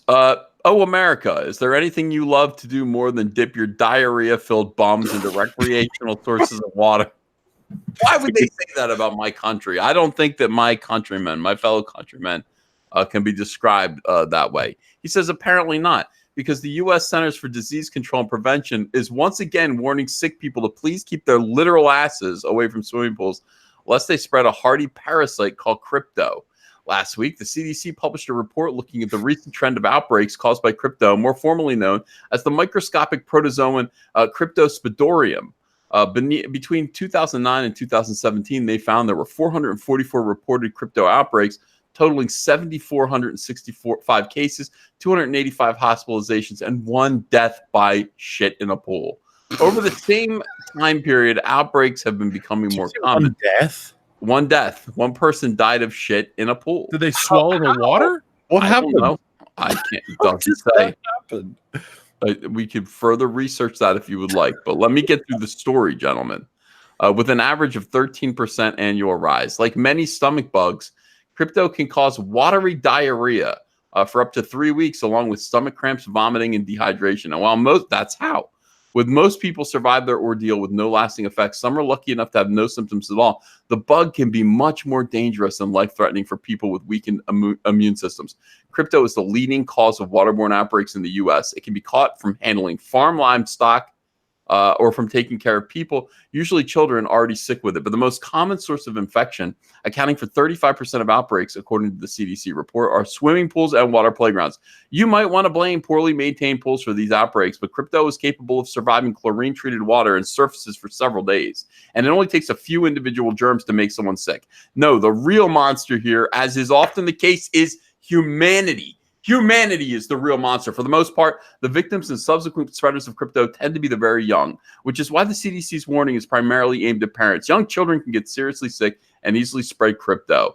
They don't know how to use toilet. They don't know how to use the toilet and wash their hands. They're just learning how. But we as parents can take steps to keep our kids healthy in the water, around animals, and in childcare. Okay. That being said, there have surely been outbreaks of crypto and other waterborne outbreaks caused by older swimmers who should know better than to cannonball into a pool when you're still trying to keep their shit together. So if either you or your kid has diarrhea, do not go in swimming pools with other people. And if you've been diagnosed with crypto, wait at least 2 weeks before the last or after the last episode of diarrhea before heading back into the water. Meanwhile, if you're looking to avoid crypto, the CDC recommends that you try not to swallow any shit-filled swimming pool water. I think that's good recommendation. Yeah. All right. How long until we have a crypto outbreak at Disney? Because there's that rabies outbreak, right? Yeah, there is rabies at Disney, and there are other things too. Okay. Jen Devereaux says, "Hail High Council." Sends a live long and prosper emoji and a frog. The Big Joe says, listening the Jeff's buttery voice as I choke. Sorry. He says, listening to the Jeff's voice makes me buttery moist. Well, thank you very much. As I can't speak right now. Commander Pluto says, I just want to say that you guys are all some incredible massives. Is that a Mauler joke? That's the EFAP memes are complicated. I could explain these things to you, but we'd be here for hours. We'll get to that story, guys. Those of you in the chat, you already know where I'm going next. Salad King says, hi, Rags. He can't say hi back, but he would. Dr. Coffinail says, Jeremy, you're dead to me. I was going to read that when Jeremy was still here, but he doesn't care. Jeremy doesn't care. He's got to leave. He's got to leave these fans behind. It's going to be hard to carry on. Was it stiff upper lip is what they say? Yeah. Grimjoy says, good luck, Jerbear. I wish you well. Echo Base Network has a question. He says, who is going to replace Jeremy? Who are your top candidates? A plank of wood and a beaver that we've shaved from the lower half down. So Brie Larson? Yes. I mean, it would shake up your podcast to have her as the third member, I think. It would be hilarious to have her on the show. I would like, let me give my opinion. I would like Anna. I would like Cecil. I would like Doomcock. And I would like Mauler. I like all those choices too. I'd throw in Gary. Okay, yeah, Gary. Nerdrotic. I'm going to stop sharing this image of the Charlie's Angels vagina so I don't get a copyright strike. Yeah. Echo Base Network. We're, find out who the third man is soon. Look up who's the third man NWO on YouTube and you'll understand what's going on. Stone Cold Jeremy says, I have to say that I'm disheartened and disappointed. Well, Stone Cold Jeremy, I hope you're still in the chat enjoying this flowing conversation. Immortal Coil says, G. Deemit, my favorite YouTubers, and I have to swing the hammer. Mm-hmm. Ethan TEGT Tate says, all hail the fandom menace. You guys give me hope for the future of the fandom. And hey, Uncle Ethan, we have the same name. LOL, keep up the work, guys. Caesar? Your name's Caesar too? Oh. Caesar Tate. Mm-hmm. Unhinged Crank says, new Jeremy is Quitter Jeremy. Crazy Manor 2003 says, replace low T Jeremy with high T Cecil. Does high T and Cecil go together? It depends on where he's at. Marvel Comics right now, he'd be high T. Mauler, have you ever had the opportunity to hear Cecil? The first time I spoke to him was me arguing against him about episode 3 of season 8 of Game of Thrones, which, as far as I'm aware, he went from sort of defending that season to saying, no, it's terrible. So, okay, so you have heard the voice. Yes. He was very drunk, I think, as well. When isn't he? When I hung out with Cecil, he was very drunk, so good times. The Pork Chop Express says, gents, do yourselves the displeasure of watching Copper Mountain starring Jim Carrey. You think you've seen a bad film? That movie made my friend cancel his video store membership for 2 years. Jesus. Hold on. Copper Mountain? You guys ever even heard of that one? Mm-mm. Okay, so it's 1983 Jim Carrey film.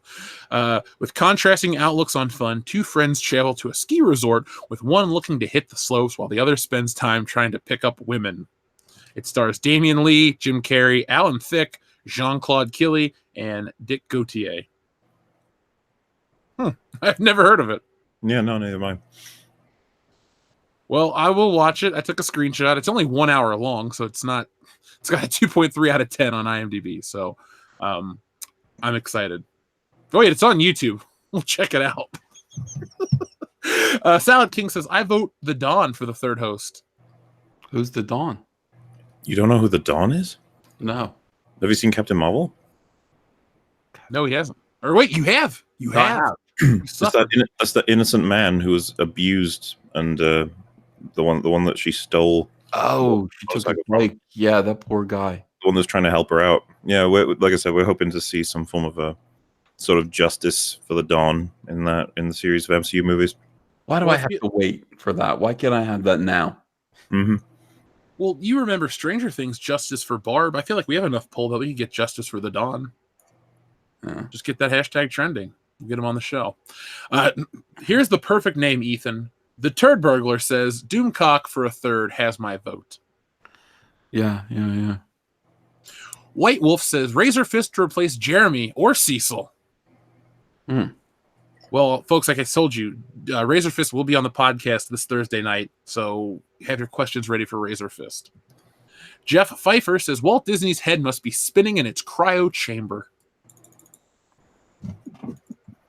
So we told that story about, was it Ted Williams, the baseball player who has his head frozen? Yeah. We told that story at my mom's birthday party, and she had never heard of that. And it was odd trying to explain what that meant. I've never heard that someone has their head frozen. What? Yeah. Yeah, baseball player. Why? Oh, because he had some rare disease, and they're hoping in the future they can unthaw his head and put it on a new body, and he can be back on the field. Okay. Well, let's yeah. hope science comes up. I don't even know if we want science to come that far, but yeah, let's do it. That's going to be interesting. It's going to be like Futurama. Yeah, I like it. That. I like playing God. I enjoy it. My daughter had a science project to do. She had to come up with a science project for the science fair, and I wanted to reanimate a dead squirrel. And by the way, it didn't say you couldn't do mad science in the list of rules. So we found a dead squirrel. We hooked it up to some electrodes, and we wanted to see if we could play God, raise the dead. And it shouldn't do that good. Have you ever seen the film The Reanimator? Yes. Mm-hmm. It's a very good movie. That's where I got the idea.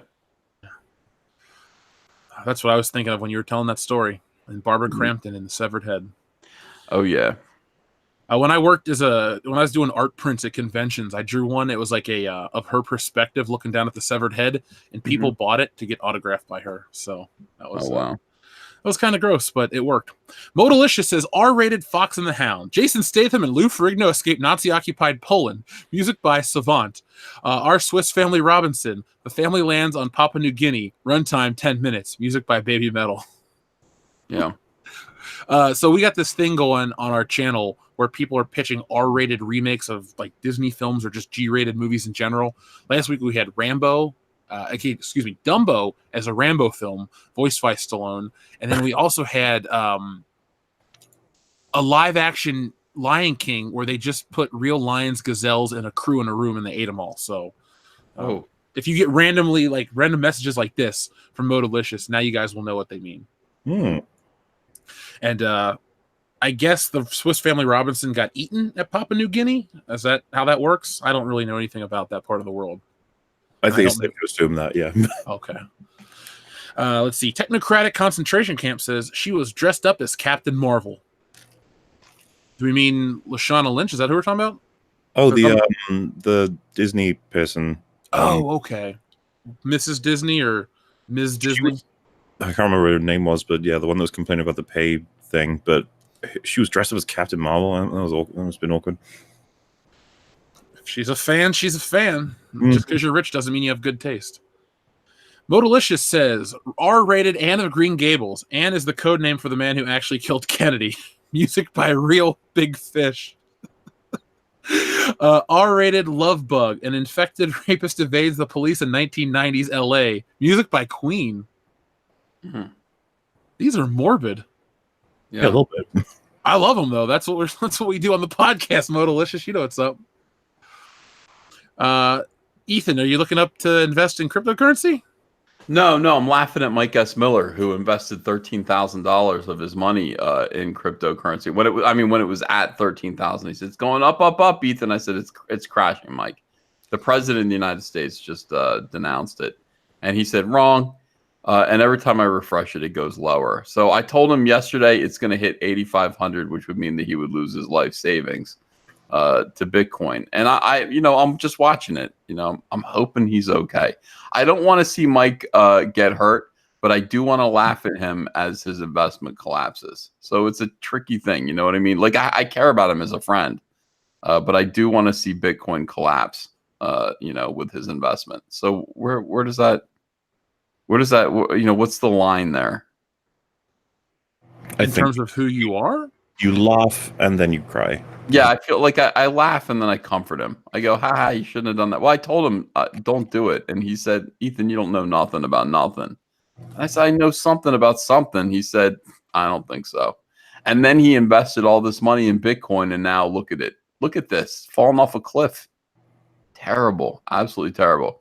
In any case, here's the story that I wanted to tell, Jeff. You going to share this? You're on. A woman suffered head injuries when a bird dive bombed her at Disney World, her attorney says.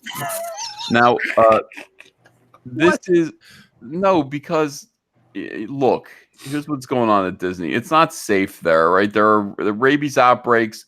We've already talked about that. We've already talked about the gun running operation that goes on in the parking lot of Disney World, where people break into your car and steal your guns. Okay. And then we've talked about all kinds of things. We've talked about deep chasms opening up at Animal Kingdom and people falling into them.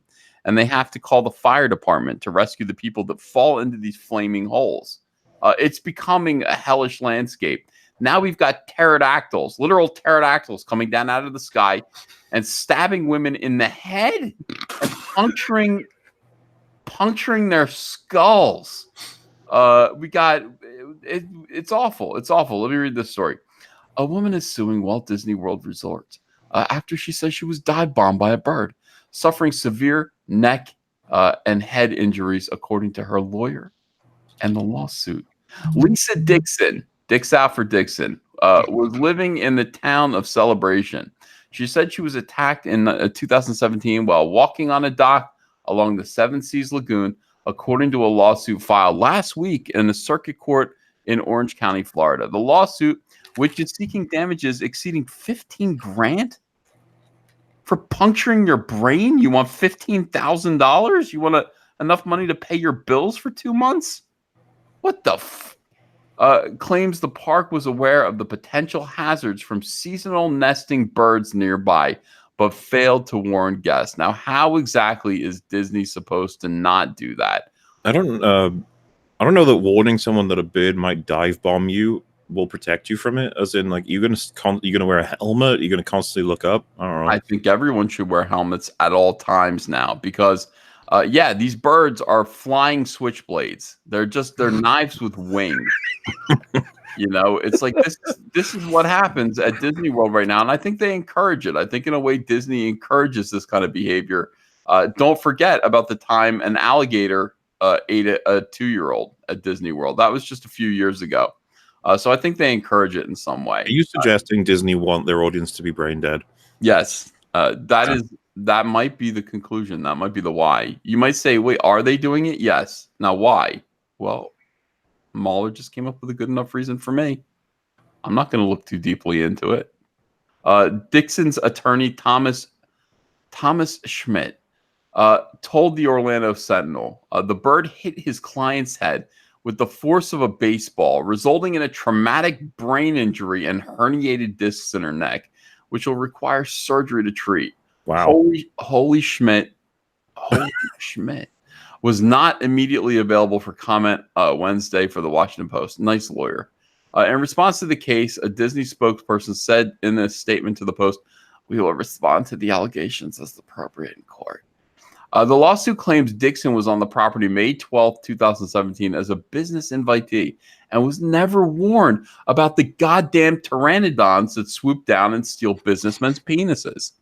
Didn't know. What?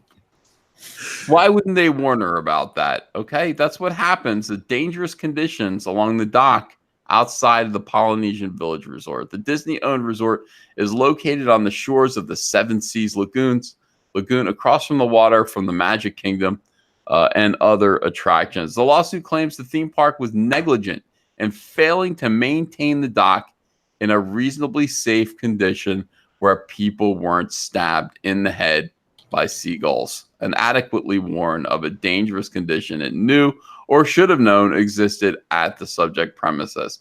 If there's a company that's well-versed in safety, it should be Disney. Schmidt, the woman's attorney, told the Orlando Sentinel about that. It turns out he did answer. Liars. You said he didn't answer you. He did. He gave you a quote. You said Disney should be well-versed in safety. All right, so that's it. So we've got all kinds of terrible stuff happening at Disney.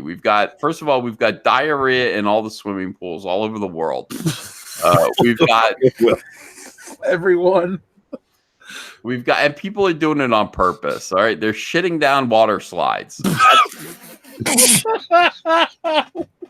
That is the state of the world right now. And then we've got birds coming down and stabbing people in the genitals. So at Disney, people during these horrible events, they're like, right, time to get some food, and they go to their local trash can. That's how can we live in this world? I don't know, but there's one person who cares, and it's Abigail Disney. She cares. Thank God for Abigail Disney. Yes. 007 Cloud says, have the Russian Terminator from Stranger Things 3 be 007. Have you guys watched Stranger Things season 3 yet? I have. No. What did you think of the season overall, Mauler? I'm the worst person to ask. I kind of hate season 2. I adore season 1, and I know a lot of people like season 2, so I'd have to go. That was actually going to be the first video I made for critique stuff, and then I got distracted with a different project, and I never actually made it. But I was thinking I'll still get back to it one day. But holy shit, I hate that season. Season 3, I was lost from the get-go. It's not like a spoiler or anything. It's the premise of the season. But there's a Russian base that's a mile below a brand new supermarket in their town. And I checked the continuity time. Apparently that was all created over 1 year. And I was like, how did... the plot is centered very much around this Russian base and I guess stopping it in some way, shape, or form because it's trying to access the Upside Down. And I remember immediately just being like, how the hell did they do this? It's an American town. How does it... Okay. It's in Indiana, too, which is really just not much compared to other American... Well, they're in Hawkins, Indiana, which is small town Indiana. It's super tiny. It's not real. But it was better than season 2. I thought it was better than season 2, and I think that a lot of people would have enjoyed it. It was there's a lot of good shit in there. I'd say. Yeah, I don't really remember much of season 2, but season 3 was a step up. But I think the first season's the best. I really love the first season. Yeah, I think we're getting to a point with 80s nostalgia where it's it's cool, it's great, but it's time to move forward to the next decade. People our age are going to be like, oh, yeah, remember the 90s? I remember the 90s. And then, we'll just move into that shit. It'll be Stranger Things of the 90s. And that's not going to be fun. It says, mind you, Mauler does hate everything he watches. I liked season 1. Angel Rodriguez says, the Toxic Brood strikes back. Hail to the menace. Oh, yes. Thank you very much. Hail. Ron Review says, glad you guys liked the Campia pick at Disneyland I made last week. Keep up the good work, fellas. Well, thank you, Ron Reviews. And thank you for making your photo. I was on Twitter, so we all laughed. Hello, gentlemen. Or sorry, Admiral Tiberius says, hello, gentlemen. Good evening. Bless the most holy of high councils. But now the king of Geeks and Gamers has departed us. We must replace him, and we will. Is that a speech from a movie I've missed? No, I think that's just it might be. I was like, is that Lord of the Rings? I haven't seen it yet, so one day. My next up on my list, somebody has convinced me to watch Firefly. So no, it sucks. I mean, it's one season, so you can get it out quickly. But I hear mixed things about whether or not people like it. I liked it. Cutesy Joss Whedon bullshit. It's the end of the world. I mean, Joss Whedon is he's the worst human being that God has ever produced. And, he's ruined everything because Joss Whedon writes everybody being cutesy. Nobody takes anything seriously. Everybody's talking in funny little cutesy Joss Whedon jargon. And everything he writes is exactly the same. So don't watch it. And then what's worse is other people try to imitate him. When other people try to imitate Joss Whedonisms, it is the cause. It is direct. It is soy. It is 100% soy. It is the cause of soy. It is the result of soy. It's all. Have you ever met Joss Whedon? Many times. Oh, really? Yeah, of course. Ethan's kind of a big deal, Mauler. That's cool. I mean, not that it sounds like you wouldn't have found it cool. I just mean being people who are involved in movies and stuff. That's cool, man. He's a mentally ill menace to pop culture, and he must be stopped at all costs. You know what else must be stopped? Stop pooping in the water fountain. Oh my God. It's not bad enough that you're pooping in the swimming pools. People actually are meant to drink from these water fountains. Now, this happened in North Carolina. Drink to your heart's content. UNC's old well reopens after poop found in the water fountain. Chapel Hill, North Carolina. You can now drink to your heart's content. The water fountain at UNC's famous old well has reopened after poop was found in the water fountain's bowl on Tuesday morning, university officials told CBS 17 on Thursday. According to officials, the old well reopened to the public on Wednesday evening. Earlier on Wednesday, a UNC spokesperson told CBS 17 that the Department of Environment, Health, and Safety will inspect the well before it will reopen to the public. The well has already been sanitized by the facility staff on Tuesday. The water fountain at UNC's famous old well remained closed Wednesday after poop was found in the water fountain's bowl on Tuesday morning, according to university officials. The excrement was found inside the fountain's bowl and on the spout by a CBS 17 reporter on Tuesday morning. Our reporter immediately alerted the grounds crew to UNC to the issue. A crew member said that no one else had reported the poop to them until our reporter had made them aware. The grounds crew quickly covered the water fountain in a black trash bag. Students are known to take a sip from the fountain in order to get some good luck, and now that's how the poop was found in the first place. A reporter wanted his good luck sip from the fountain, and he ended up finding something else. CBS 17 reached out to the university on Tuesday morning, but did not receive a response. We reached out again Wednesday morning, harassing them about shit, and we're given a statement addressing the issue. On Tuesday morning, facility services received a report of fecal matter at the old well. The well was immediately covered and completely sanitized. The Department of Environment, Health, and Safety will inspect the well before it will be reopened to the public. It's still not clear whether it was human or animal poop, but readers have suggested it was probably a dog that deliberately shit in the water fountain. UNC did not provide a timetable for when they expect the old well to reopen. Thank you. Okay.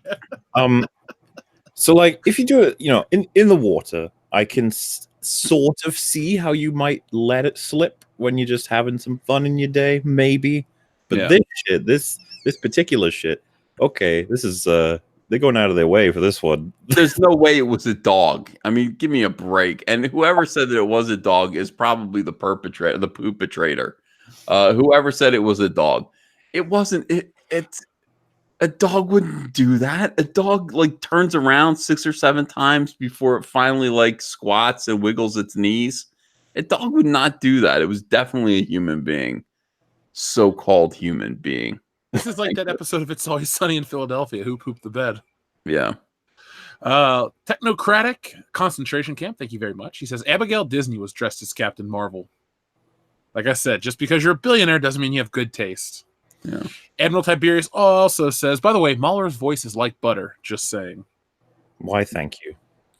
Andy from the UK says, hello, High Council. Good to be here listening. Andy, thank you for being here. Michael Roth says, is the problem what they're being paid, or is the problem the ridiculous cost of living in California? Probably the latter, right? I don't know much about California, just that it's expensive. Yep. So yeah, Michael, I'm going to go with the latter, because if you're making 66 grand where I live, you can own a house, you can do whatever you need to do. Jack Smith, thank you very much. He says, I can't wait for the Dukes of Hazzard woke reboot starring Tessa Thompson and AOC with Reginald Vell Johnson as Boss Hogg. You could sign me up for anything with Reginald Vell Johnson. Seriously. I'm not going to say no. Now, we got a giant super chat from our friend Jabba Fanboy. He says, Jeff, Mauler, Ethan, praise the Hut. Love all of your content and hope you keep it all up. By the way, would it be less insulting if Luke jerked off Jabba the Hutt and drank his juices instead of the walrus thing in The Last Jedi? It'd be about the same. What do I gotta choose? I mean, I don't know. At least they've got a relationship, him and Jabba. There's something there, It's not as rapey. Because I mean, we can justify Luke did it to save Leia. Yeah, and that sea cow man, he's living his life, and this guy just comes up to him every day, doing this thing, and that poor sea cow, what's he gonna do? Do you think at that point though the sea cow just waits for Luke like every day itself, where it's like, yep, and here comes the guy with the beard, and he's off? It's Just think, Ethan, we're gonna watch that movie again before the Force or the Rise of Skywalker. Oh no. What a stupid name for fucking Ninth X. Yeah, it is. Didn't Kathleen Kennedy say it means nothing? I mean, she's probably right. She's the worst human being on the face of the earth. She's hard. She's so stupid. It doesn't mean anything. Then why is it called that? What, you could have named it what it was. You could have named the movie what it meant. Why did you choose something that it didn't mean? A dummy.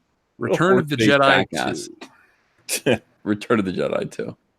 No, but Jabba the Fanboy, thank you very much for all the kind words.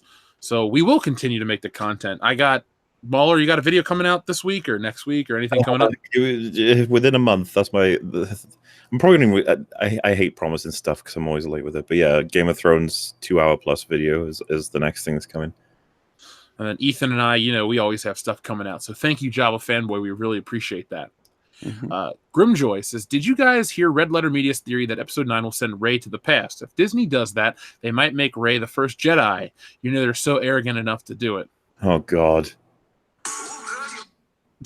Could you imagine they send it back to the origin, and she creates the Jedi Order? This is what I mean whenever I watch a movie like The Last Jedi or a Terminator Genesis or even Dark Fate once it comes out. I'm like, yep, you've done the most damage ever. There's nothing more you can do to kill this. And then the next movie comes out and they try even harder.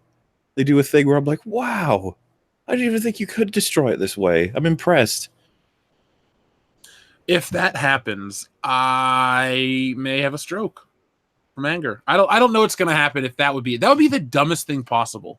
Rey creates the Jedi. I'm just like, okay. Does anybody want to watch Star Wars anymore at that point?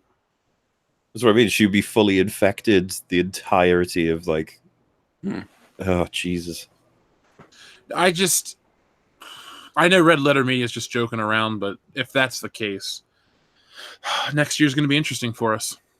I'll expect your 12-hour review of the film, and I'm going to watch every hour of it. Bitcoin is still sinking. It's down to $9,271. It just lost another $100. Oh, shit. I thought it went down 300 since we looked it up. Yeah. I'm so sorry, Mike. So sorry. 007 Clout says Bob Iger confirmed massive. Again, that's an EFAP one. But, yes, it's true. Alpha Terranema says Kit Kats are the greatest thing to happen to Russian trolls since pickles squatting in tracksuits from Mother Russia. I wish I understood these jokes. That's all I can say. Jacob Patterson says, "Good evening, Jeff, Mauler, and Ethan. Praise the Dawn." The Dawn is essentially a hero of EFAP. He's very much someone we look up to. I'd have to show you some of the meme videos that were created, but he essentially, he saves Thanos from Captain Marvel in some of our depictions, because obviously, I don't know about you guys, but when I saw that she was fighting him in the theater, I was like, holy fuck, no, please don't kill him. And then he does the whole headbutt thing and he looks terrified of her. I was just like, oh god. And then he just whaps him one and she flings across the screen. I was like, yes. She left the movie. Oh. She was, it's weird. Every other person in my Endgame screening, every character that reappeared got huge cheers. When Black Panther first showed up, these people were cheering. When Spider-Man popped up, I was like, yay, Spider-Man. And then Captain Marvel shows up. Nothing. Just, yeah, your movie made money, but people don't have the same connection. They're like, how does this tie into the Avengers? Oh, it doesn't. Oh, well, I saw it anyway. And how, good luck next time. All of them are being beaten by Thanos' ship, and then she just fucking flies through it. And you're like, oh, okay. Yeah, still don't love that ending, but they had an extended preview at Target yesterday, and I watched it. And I was like, yeah, my opinion on this movie still hasn't changed. I like it, but don't love it. Jaded Fan says, surprised no one calls out Mulan has no vocal songs from original. Disney doesn't believe Asians can sing. Such wokeness. Keep up the great show. Can you name an Asian that can sing? Yoko Ono. I was just about to say it, but I couldn't think of her damn name. I was like, I can see her face. It's weird that you say that. I can't think of an Asian that can sing. The dude that sings for Journey is Asian. He's Filipino, right? That's true. Yeah. But Journey's not Journey without Steve Perry. I don't like Journey. Yeah, but that guy can still sing. I mean, that's good enough for me. I just needed one single example. Let's see. Mega Jetty 1 says, "Hail the High Council! Posted a new video. Disney is bankrupt." So that is Mega Jetty 1's channel, folks. Mark C says, "Disney only pays minimum wage but gives discount coupons to employees that, I believe, are good around Orlando. You can't work at Disney and save money." I've never heard of that. I don't really follow Disney culture too closely in terms of like the theme park. I've only been twice. Mauler, have you ever been to America or to Disney World? I've been to the Disney in Paris, not the Euro not Disney. one. Yeah, Is that still a thing? I'm not actually sure. I don't know. You're not missing out on coming to Florida. Florida is everything you read about it on the internet, and expensive on top of it. Trapped in Disney's private dungeon, Jeremy says, "Good news from jail. Wendig was getting a male feminist look, hint, from one of the Twi'lek prisoners, so the rest of us managed to break her out. Wendig's impotent. Soy tears are a thing of beauty." Forgot about Chuck Wendig. I'll never forget. I saw a picture of Pablo Hidalgo today with Seth Green. It might have been an older photo. I He seen was making the face. Yeah, he's got a round head, man. He's a unique. Pablo Hidalgo's a different kind of animal. I don't really get him yet. Don't really get him, but I want to. I want to understand him. One day. Mm-hmm. Thunder Robot says, "You think maybe Disney women, security guard, didn't get promoted because they didn't do their job?" Mm-hmm. When we were joking about Abigail Disney, I was going to say maybe she dressed up in disguise as a security ma'am from last week. Yeah, I did an update on that. I don't know if you saw the video. I actually produced an update for people who wanted to know where those characters ended up. A lot of people loved hearing about them. People really dig. It's a 2-minute update. Can I show you? Floor is yours. Oh, you're so kind. I appreciate it. I never, I wouldn't want to interrupt your show. When you're the host. It's the High Council. We all have an equal share. That's true. I'm just vamping while I put this together. Okay, here we go. This is my update. I hope you enjoy it. If you don't enjoy it, hold on a second. Let me make sure I have the speakers on, which I don't. I should be better at this by now. Why do I suck? Suck as a broadcaster. All right, you guys let me know what you think of this, and if you hate it, that's fine.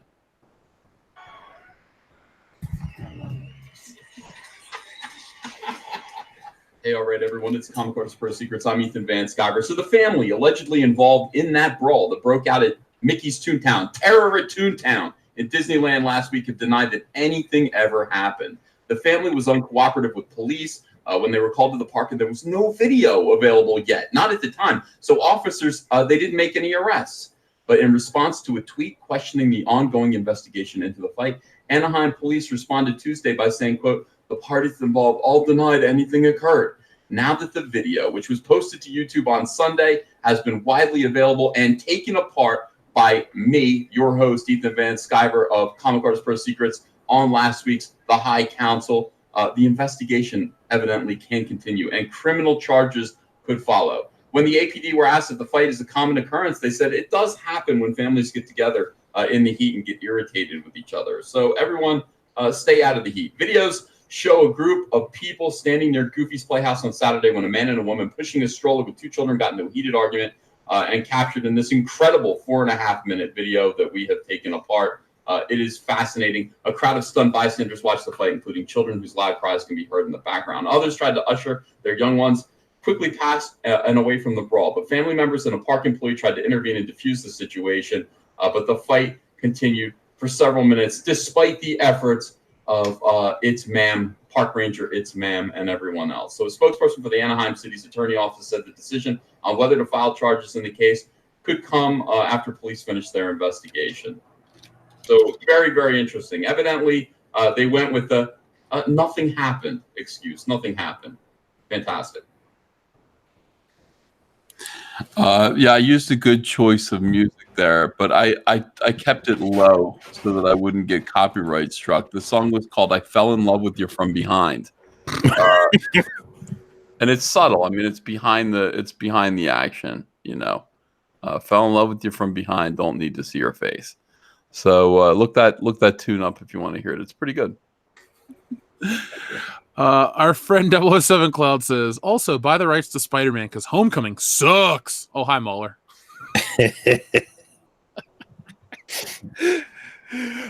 Should we have mentioned that? I was like, oh yeah, if you want to see some, I actually hung out with Jeff. Was that 2 days ago now? Sunday. Well, for we me, it was. talked about a little bit about Homecoming. It was fun. We also got to talk about Star Wars a lot. That was a nightmare. That video, it didn't age well, did it? No, because it came out 2 weeks after The Last Jedi. Yeah, it was trying to argue that people hated on the prequels caused the sequels, I guess. As a whole. You always find winners on eFapt. I told you, I hadn't seen any of that video. It was terrible. There's always like Rags and Wolf will be like, oh, that was the worst video we covered. I'm always like, was it though? We say that every episode. The one I was on this show twice, so the one we covered the first time was a lot more difficult to watch because the guy just couldn't write a video to save his life. No, and he birthed the hate mongers of the toxic brood meme. Yes. He unironically referred to people like us like that. Well, the name has stuck. We've had super chats about it, so thank you, person. Not to mention calling us verbal terrorists. That one was new. Verbal terrorists. Oh my god. Wow. I don't know what to say, Well, thank you would be. Yeah, thank you. Just add it to my list of accomplishments. Mm. Ham you sandwich. You hate it when someone calls you that. We do have an effect on the culture these days, guys. Mm-hmm. Ham sandwich says, "Hey Ryan Johnson, enjoy my short film and eat me." Wow. All right. I don't know why that makes me laugh, but it does. Scottskio2 says, R-rated Cinderella. Fairy godmother gives Cinderella Superman powers instead of a dress. She then goes Brightburn on her stepfamily and the kingdom. I'm assuming she kills everybody. Wow. I haven't seen Brightburn. Have you guys? No. I just know that it's evil Superman is essentially the premise, right? I believe so. Everyone's like, did you see the trailer? Did you see that? No. It took me like 6 months, but somebody wanted me to watch this Warhammer 40K film series. I finally watched that one. So maybe I'll see the Brightburn trailer next year. I'm a little late. Whitefish Mongo says, I'd like Guy Fieri as Ursula. I'm fine with that. Now, RA says, media be like, pay attention to Area 51, Bond, and Disney wages and more, but ignore the Epstein and the blackmail ring controlling the world. Mm-hmm. I've heard that story. I have to admit, though, the Area 51 stuff is too funny. Have you guys seen all the memes? Oh, yeah, that's funny. Yeah. I'm thinking about going with them. We should go do a High Council live stream. I would do it. I want to see the army of people like run at the gates of Area 51 just to see what happens. You'll just see the army itself. Like a big simulation, It's just like, what happens when you send that many people to that? It's just like, I mean, I reckon the American government is probably like, do we need to do something about this? Like, are we going to have to do something significant? I think they're going to at least need to acknowledge it on like TV, like make an announcement, like, do not come to Area 51. I think it's like the idea that they storm it, they break down some building, there's aliens playing cards, and they're like, oh. What do they think is going to happen? I mean, I get the joke, oh, we're going to go and we're going to see aliens and shit. There's probably just like Air Force technology there that you're not going to understand. There are probably aliens there, and that's why they're deeply concerned. I would imagine if the government had anything to hide Area 51 style, it wouldn't be in Area 51 at this point, because Area 51 is known as being a place that might hide stuff, if you know what I mean. Yeah. They moved it to Fort Knox. They think there's gold in there. But there's aliens.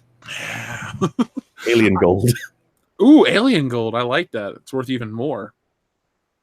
So, speaking of all this stuff, isn't today the moon landing, the 50th anniversary? No, is it? I wish Gary and Doomcock were here. We could have an impromptu exozone. Did it happen? Ooh, all that shit. The internet is good for many things. Laughs are most of them. Bandana McArnold says, Hail High Council, Mauler, Classic, Kit Kat, or Chunky? Ooh, Chunky. What's a chunky Kit Kat? It's essentially a Kit Kat, but it's just sized up. Everything's thicker in it. And is there ever a time you don't choose thicker? Apparently not. Well, here in America, there's a candy bar called Chunky, and it's terrible. It's like raisins and chocolate. Think of the dignity you'd get, though. Yeah. Ministry of Wrong Thing says, isn't Disney making remakes to maintain the copyrights? Kind of like how Fox did with the Fantastic Four every 7 years. I don't want to think that of Disney. You just want to think of their turd toilets and all that stuff, their pools? That's the important story.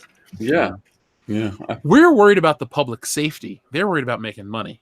Mm-hmm. Who's more noble? I don't know. Boag says, Uncle E, would you eat a rhino milk pie? I'm going to say no, I would not eat one of those. How dare you? Anything rhino milk related is sacred. Modalicious says, attack hoverboards were stupid in Flash Gordon. I haven't seen Flash Gordon. Is it terrible? Or is it great? He's the savior of the universe. Oh, okay. So it must be great, right? Yeah. I'll go with that one. Then again, look at the universe he saved. Not that great, you're right. Yeah. Whitefish Manga says, it's Orion from DC making his debut in France. You think we're ever going to see a good New Gods movie, Ethan? No. Definitely not. Definitely not. Not with Tom King writing it. What are your thoughts on New Gods overall? Or Jack Kirby's Fourth World, I should say. I'm not a fan, believe it or not. I don't think it's his best. Nor do I. I respect Jack Kirby, but his like 60s and earlier work, that's, to me, his best stuff. Yeah. I like Darkseid. That was a good creation, but... Oh, yeah. He's like DC's big bad. Yeah. Let's see. R. Schaefer Fandom Menace says, check out the HasLab Unicron and screen share it. Dude, Have you seen that? Yeah, I was looking at HasLab. HasLab's doing good stuff. They also have a life-size Cookie Monster for $300. And I was trying to convince my wife that we need to buy one of those, Well, you know what they did last year, right? What? They did a Jabba the Hutt sail barge. Oh, sure. I didn't get one of those. I would have bought one. Now I would buy one. The $500 seemed like an awful lot of money last year. I did not. No. I kind of regret not getting it after going to Celebration with you guys and seeing them and going, I want one. Yeah. I'll pull it up, though, for you since you requested it. It's $575 for a Transformer toy. I'll buy it.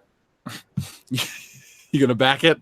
I'm going to back it. This pisses me off about Cookie Monster, though. I will say this. I tweeted this out. I said, I don't know why you can't get an accurate Muppet replica of anything. Like, I mean, maybe the Muppets, but not Sesame Street.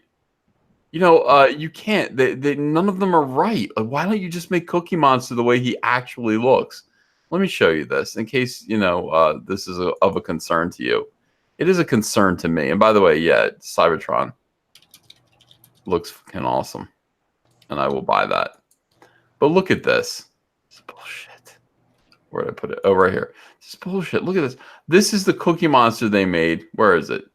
Here it is. They're like, oh, look, here's our life-size Cookie Monster. Yeah, it does look like Cookie Monster, but it doesn't look like the Cookie Monster that you see on TV. As you can see, look at the Cookie Monster you see on TV. He's a sock puppet neck. This is all floppy. This is all floppy material. It's not like this. It's not a round head with a nice neck. This is all like, it's a sock in there that he puts his hand in. And it just drives me nuts. I don't know why you can't get it. This doesn't look like Cookie Monster. That doesn't look like Cookie Monster. None of the toys. That doesn't look like Cookie Monster. Dude, that one right there, the one to the right of the one with X's on his eyes, that's an awkward picture. If you look at his facial expression and then what's going on. Oh, what is going on down there? Oh, pull string Cookie Monster. Oh, it's a party. Awful. What a disgrace. This is still a really good toy, but I don't know why they couldn't make it look like this. I don't mean to vent on you guys. I'm sorry. I'm the right person to vent to about merchandise, believe me. Yeah. For me.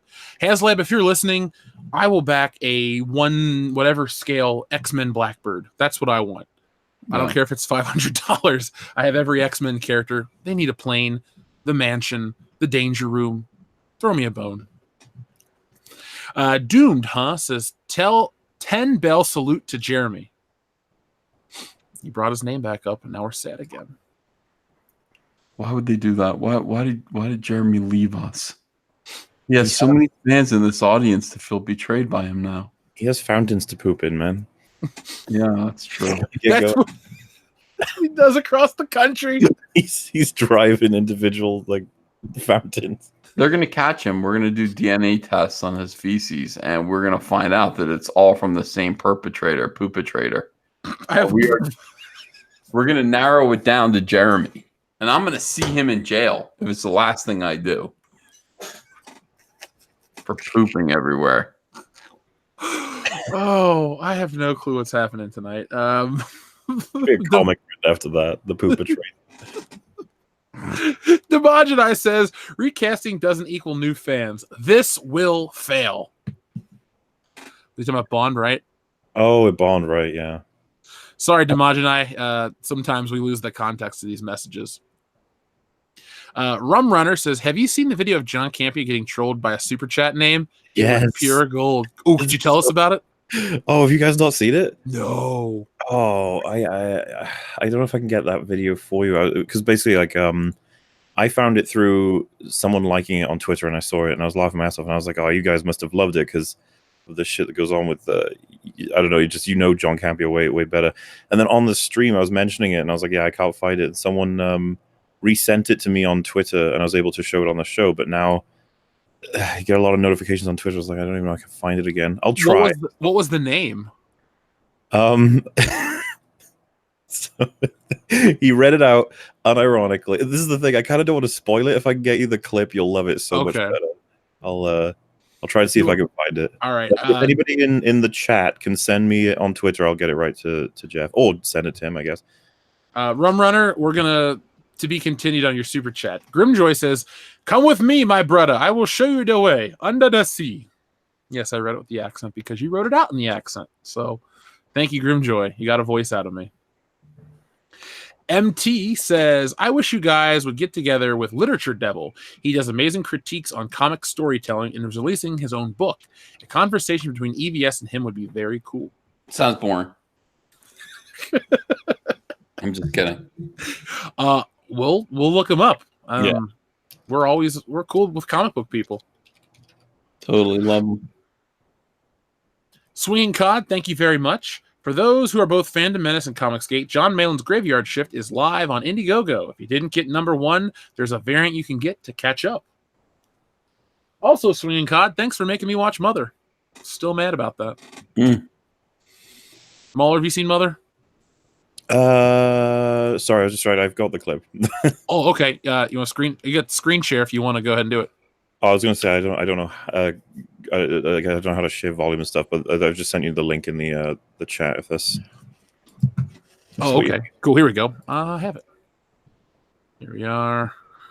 Maybe worth watching twice, just because. My God. Oops. Okay, hold on. Here we go, folks. If you're ready. Oh, come on, John. Don't be. All right. I know people are like quaking with anticipation. Here we go. We ready?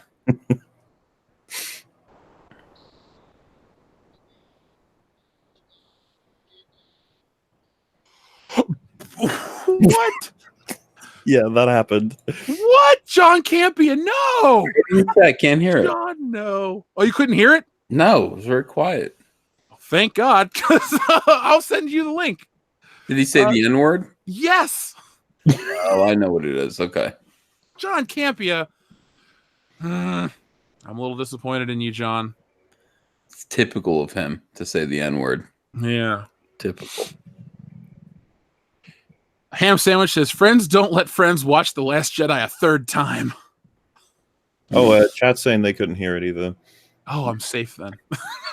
Don't worry about it. Look it up yourself, folks. I mean, John Campia seems to have saying it. He'll come Yeah, back. I mean, I can link it in chat, or whatever, if people want to go see that Twitter video. Yeah, it's there you go, folks. You can tag us on Twitter if you want. We'll have a good laugh. Darth Vader's disembodied Chartfallis says, I was on the council once. Plan 9 spoiler. I'm the villain, and Rey found me on the shores of Mustafar and absorbed my powers. I'll let you guess how. Ugh. Is Rey into that kind of thing?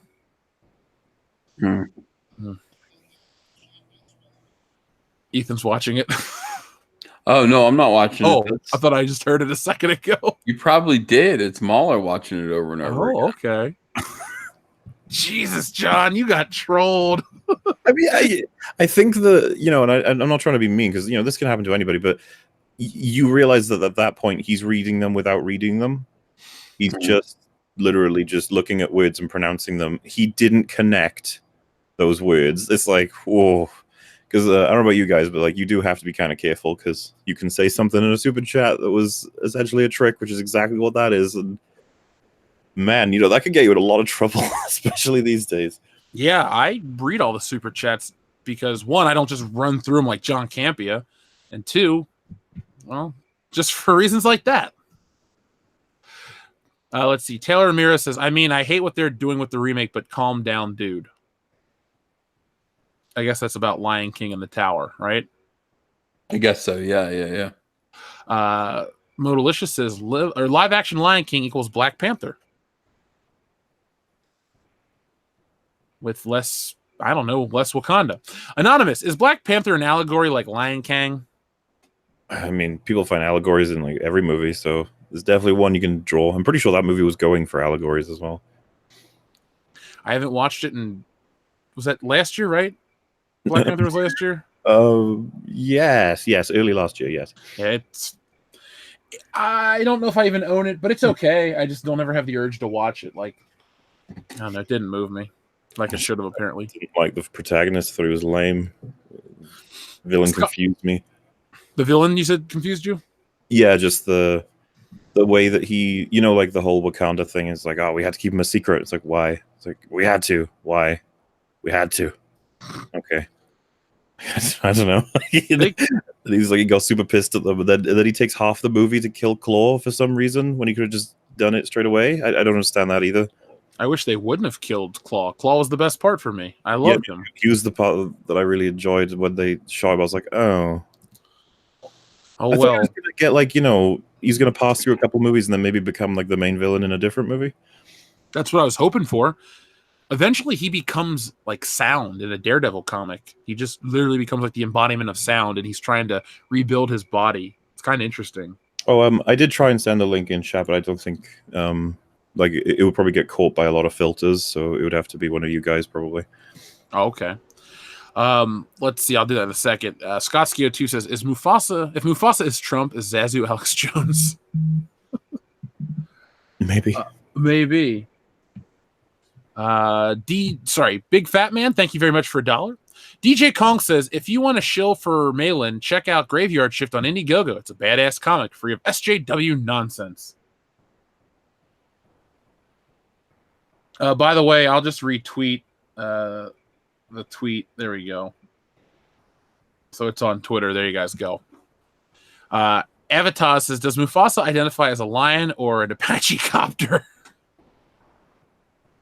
I don't know. Why don't we ask him? At least they have the good decency to keep James Earl Jones as Mufasa, because no one else could do the voice. I think they didn't keep Jeremy Irons. It's like, oh, and you might be like, okay, well, who did they get instead? And it's actually an actor I really like, but his voice does not suit Scar whatsoever.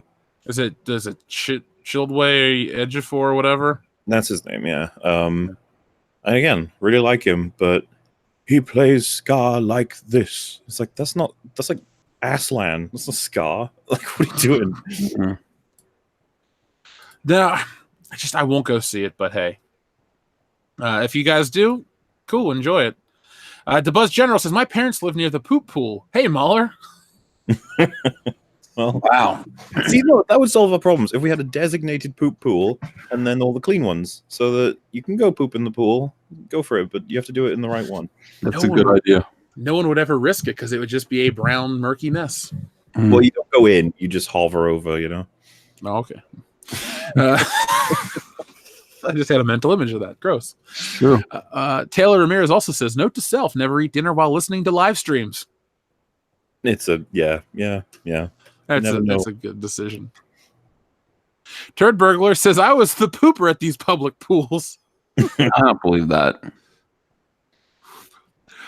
Silo 101 says, love how Mauler's icon is huge in the thumbnail. WCB knows how to get those views. This is one of those times where it was just kind of an accident.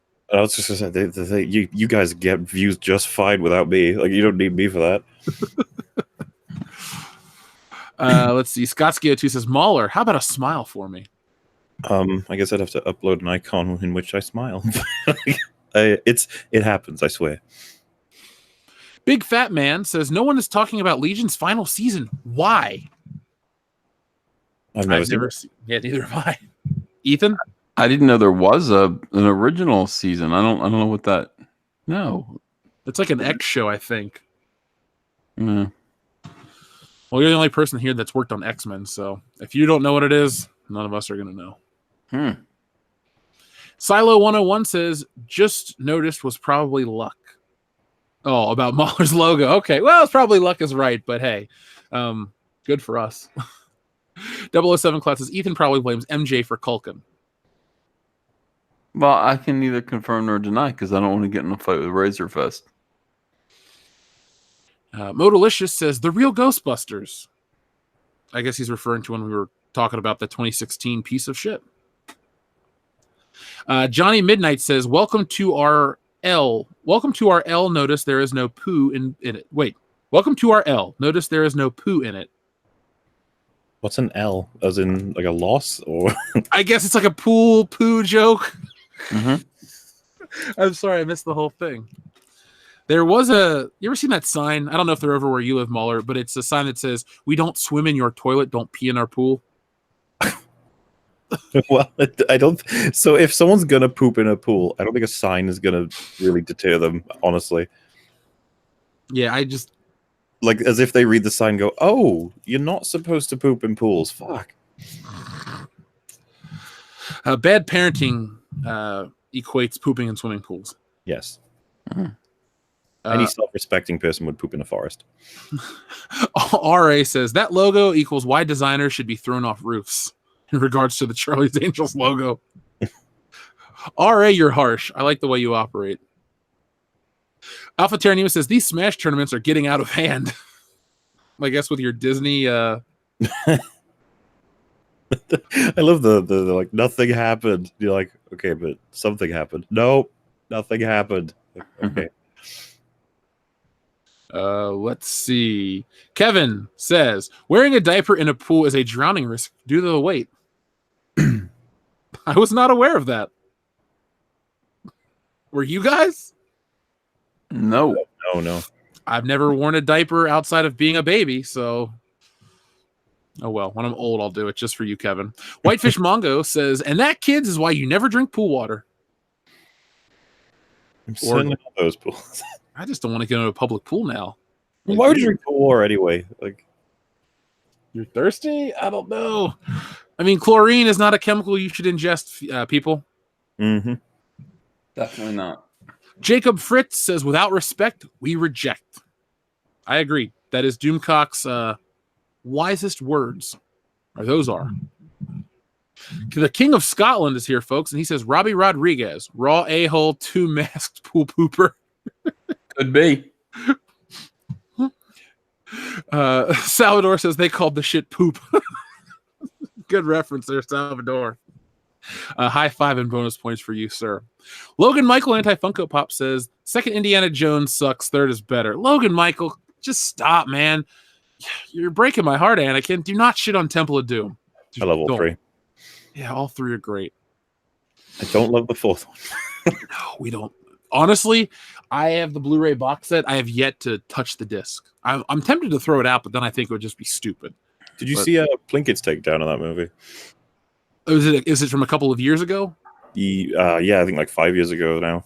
Then probably back then, but It's been a while. I'm not joking when I say this. I try to act like it doesn't exist because the Indiana Jones trilogy was perfect. There's just no reason to talk about the fourth one. Like, that'll take a lot of alcohol for me to cover back on this channel. Who do you think's the better character, by the way, Indiana Jones or Han Solo? Obviously, before each of them got their treatment, at their best. Better or favorite? Because favorite's Indiana Jones. I think Indiana Jones is just way cooler. But I guess he's more complex than Han Solo. Well, it depends on how deep you want to take it. I mean, I read something once that said Indiana Jones, like Raiders of the Lost Ark, is like the story of an atheist finding God. But then when you go back and you look at the complex history of him and his dad, he's much more interesting. Han Solo is cool, but his story is bad guy to good guy, and then good guy to like romantic lead with Leia, and then that's kind of it. So I guess Indiana Jones would be the better character overall. What would you say? I think I'd need to watch all of them again. Really, I think it's close. I just always found it interesting because didn't Harrison Ford say that like Han Solo is a character that can't really go anywhere at all, but Indiana Jones can go like wherever? I think so.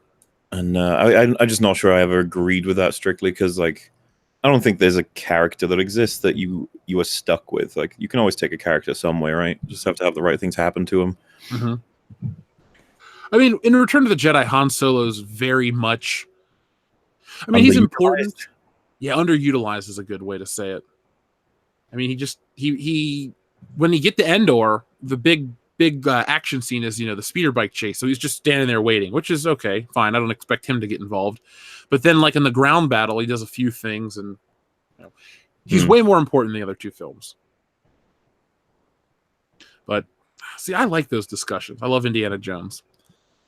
Let's see. Sir Ruin of House Roundhead says, I nominate Ryan Johnson, Kathleen Kennedy, Brie Larson, and Dan and Dave to be on the front lines of the Area 51 raid. I am sure you'll all be okay with them not making it out alive. When is that happening? September? Why would they give a date? I guess so everyone knows when to assemble. And then the government know when to be like, well, I guess we'll do it. Plenty of time to plant landmines. Perfect. So we can't have Brie Larson tune up. She needs to be in the next 10 million Marvel movies, making sure they're all great. It's going to be so good. She's not only Captain Marvel in the film, she's Captain Marvel in real life. And if anyone can take down Area 51 single-handedly, it's Brie Larson. Yeah, actually, not front lines. Just send her first. Just she goes, and then we all just see what their defenses are like. Yeah, we'll be fine. They're not going to shoot. It would be a big problem. It would be sexist. She doesn't need the opinion of white men shooting guns at her or whatever the fuck she said earlier in the year. What was the deal with her racist movie, the Indian movie she was in from last year or something that everyone's freaking out about? Have you guys heard that story? Oh, yeah. Fill me in. I have no clue. Basmati Blue. She plays a white savior for all of these Indians in swimming pools. And she goes over there and she shows them the way. I've heard about this. Has she acknowledged it at all? I don't know. I haven't seen it. Because it was like straight to DVD or whatever, right? No, well, they took it off of YouTube. It's like it's gone. Like they're really ashamed of it. They're trying to get rid of it, but they can't. RA says women can have all the movies, just repeal the 19th. Okay, I don't agree with that one. Was that from Raw or RA? Yeah, RA or Raw.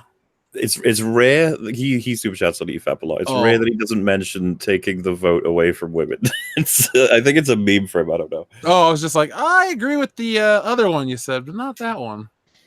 Ron Barrett says Dragon Con sent a notice about how some things are going on this year. They heavily advertised a Star Wars panel, which I'm thinking of attending to see how much they show the movies in the parks. Well, Ron, if you'd like to message us and send us some images or some video or anything that you want to talk about on the channel, let me know. You got to contact me, worldclassbs@mail.com, and we'll see if we can make something happen. I know Nick will be down there for Dragon Con, so if you're out and about and you see a dude in a World Class Bullshitters t-shirt, that is the last standing Samoan, and say hi. He's nicer than he looks, at least. Taylor Ramirez says, Caps, have you been asked the orphan question? What's the orphan question? Do orphans deserve love? Do orphans deserve love? Not all of them. I mean, it's really an interesting debate that requires lots of answers. I don't know.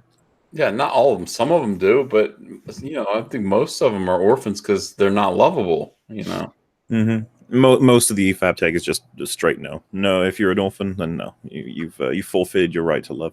Though the Don takes care of most orphans, so we usually leave it to him. Yeah, but what about Webster? What about Webster? He's an orphan who deserves some kind of love. Like he's a little tiny midget. You feel bad for him. Oh, Emmanuel Lewis. Yeah, he's a 48-year-old who permanently looks like 5. I feel bad for him. Who do you think had a better life, Emmanuel Lewis or Gary Coleman? Who do you think had a better life? Both of them or the Elephant Man? I'm gonna go both of them. John Merrick had it rough. Let's see. Dr. Coffinail says, confirmed, Jeremy hates Brits. It's okay. We all do. Generic. The other day, Wolf said when we were watching something, he was like, "Oh, this British guy is going to be evil in this, huh?" And I was like, "Why did you bother with saying that? You could have just said he's going to be British." I'm like, pretty simple. Generic Edgelord says Warhammer 40k will be hard pressed to get cucked out. It's the universe I left when Star Wars died, or I left to when Star Wars died. Mauler, next part of TFA series when? My plan currently, and again, these things change constantly, is to get this Game of Thrones one done, and then go to make TFA Part 3, and then go back to make Episode 6 for Game of Thrones, and then back to TFA Part 4. But yeah, it's not looking good in terms of being able to finish the TFA series before Episode 9 comes out. But that's fine, because I'm not going to cover... I'll finish the TFA series, and then I'll do Episode 9. It'll be good, because I'll get some time to really think on it. Obviously, I'll be doing an initial take, like an unbridled something. It depends on what the movie does. I'm assuming it's going to be terrible, but I don't know what kind of terrible. So, have you released the TFA part that I sent audio in for? No, I don't think so. The 4 cameos have been Logic, Kadikarus, Jay, and I can't remember the 4th one. But yeah, I've got everyone's cameos still. There's going to be 2 per part, and one part has 3. All right, I was just wondering because I'm positive I saw the Kid Icarus one, and I don't know if I watched part. I know I watched it at some point. I just don't remember. So that was fun. A lot of people were pissed off with his because he's basically said all of them have problems. Enjoy them all. And I was like, I don't know if I agree with your assessment, but okay, I'll still watch your videos. I like your Crash Bandicoot coverage. That's the thing with the cameos. I was just like, say what you think. Go for it. There's no need for me to be like, hey, you have to say it this way, because what would be the point, right? Oh, of course, exactly. That's the beauty of all of this. Different opinions. Fringy was the 4th one. Logan Michael, Anti-Funko Pop, says, there have been so many NECA 2017 IT figures made that it's starting to make me nauseated just looking at the new Pennywise. Logan Michael, we're going to send you a box of Pennywises to your house, courtesy of the High Council. Logan Michael Anti-Funko Pop says, just uploaded a clip about Ethan and poop slides, I guess, to Twitter. Oh, good. Nunya Business says, hit the thumbs up. Yes, folks, hit the thumbs up. Where are we at? I'm going to need sleep tomorrow, so I'm going to have to give you guys a Good Morning Pop Culture another morning, because tomorrow I got the live stream with Jesse Milestone, and then Thursday with Razor Fist. Friday, we got a drunk commentary of Spider-Man.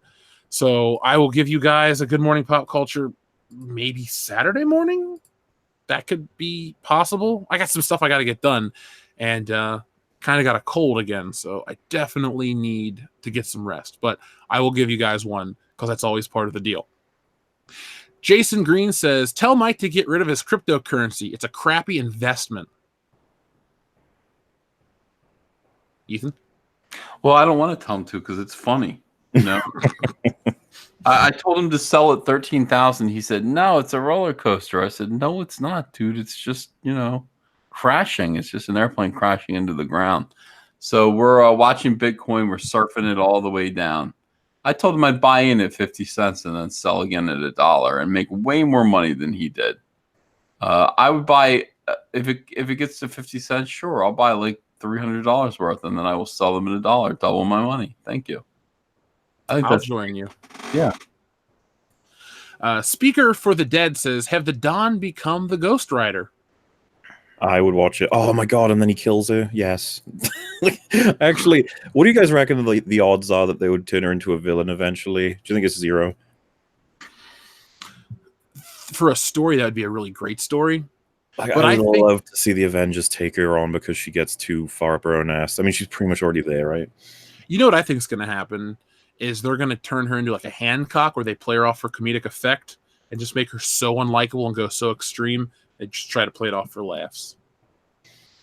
Imagine you were tasked with writing her sequel movie. Like, what have you got to work with? You would have to put her in space, and you would have to have the threat be so evil that by comparison, she would look good and virtuous. Yeah, and then a lot of people suggest, like, oh, the opening of the movie, she loses her powers for some reason, and so we can see her at her lowest. And I was just like, yeah. And how arbitrary will that be? Like, what I'm trying to suggest is, like, when you do a second movie for her, you're like, okay, we need another origin story because they fucked the first one. Well, you could always do what they do in X-Men and just have Rogue touch her, take her powers, and then make it a Rogue movie. Please. Because all you would need is Mystique, Rogue, and who else was with them? Because she had her like little cadre of villains. I support that idea. And then Carol Danvers can be in a coma forever, never to be awakened. Because, like, what's the next earth-shattering event? Are they going to have Galactus appear? Because we've got Doom, Galactus, and then Mephisto, I think, are the 3 most likely, is it? Do you think Doctor Doom could do a whole... I mean, he could, obviously, but do you think they will? I have to build him up right. I want him to, but I mean, I also get concerned because I'm like, they might fuck it up. I think Doctor Doom's too good for him. Like classic I don't know what Doctor Doom can even do against Captain Marvel. This is the thing. What can Galactus do? Can't she just like pierce right through him? She travels at the speed of light. I don't know. Ethan, what do you have to say about this? You're the comic guy. Not a lot. Every time they try to take on these characters, they ruin them. They do them worse and worse. I don't care anymore. I just don't care. Yeah, I mean, I'm not as emotionally attached. That debate is, it's not even up for debate at that point.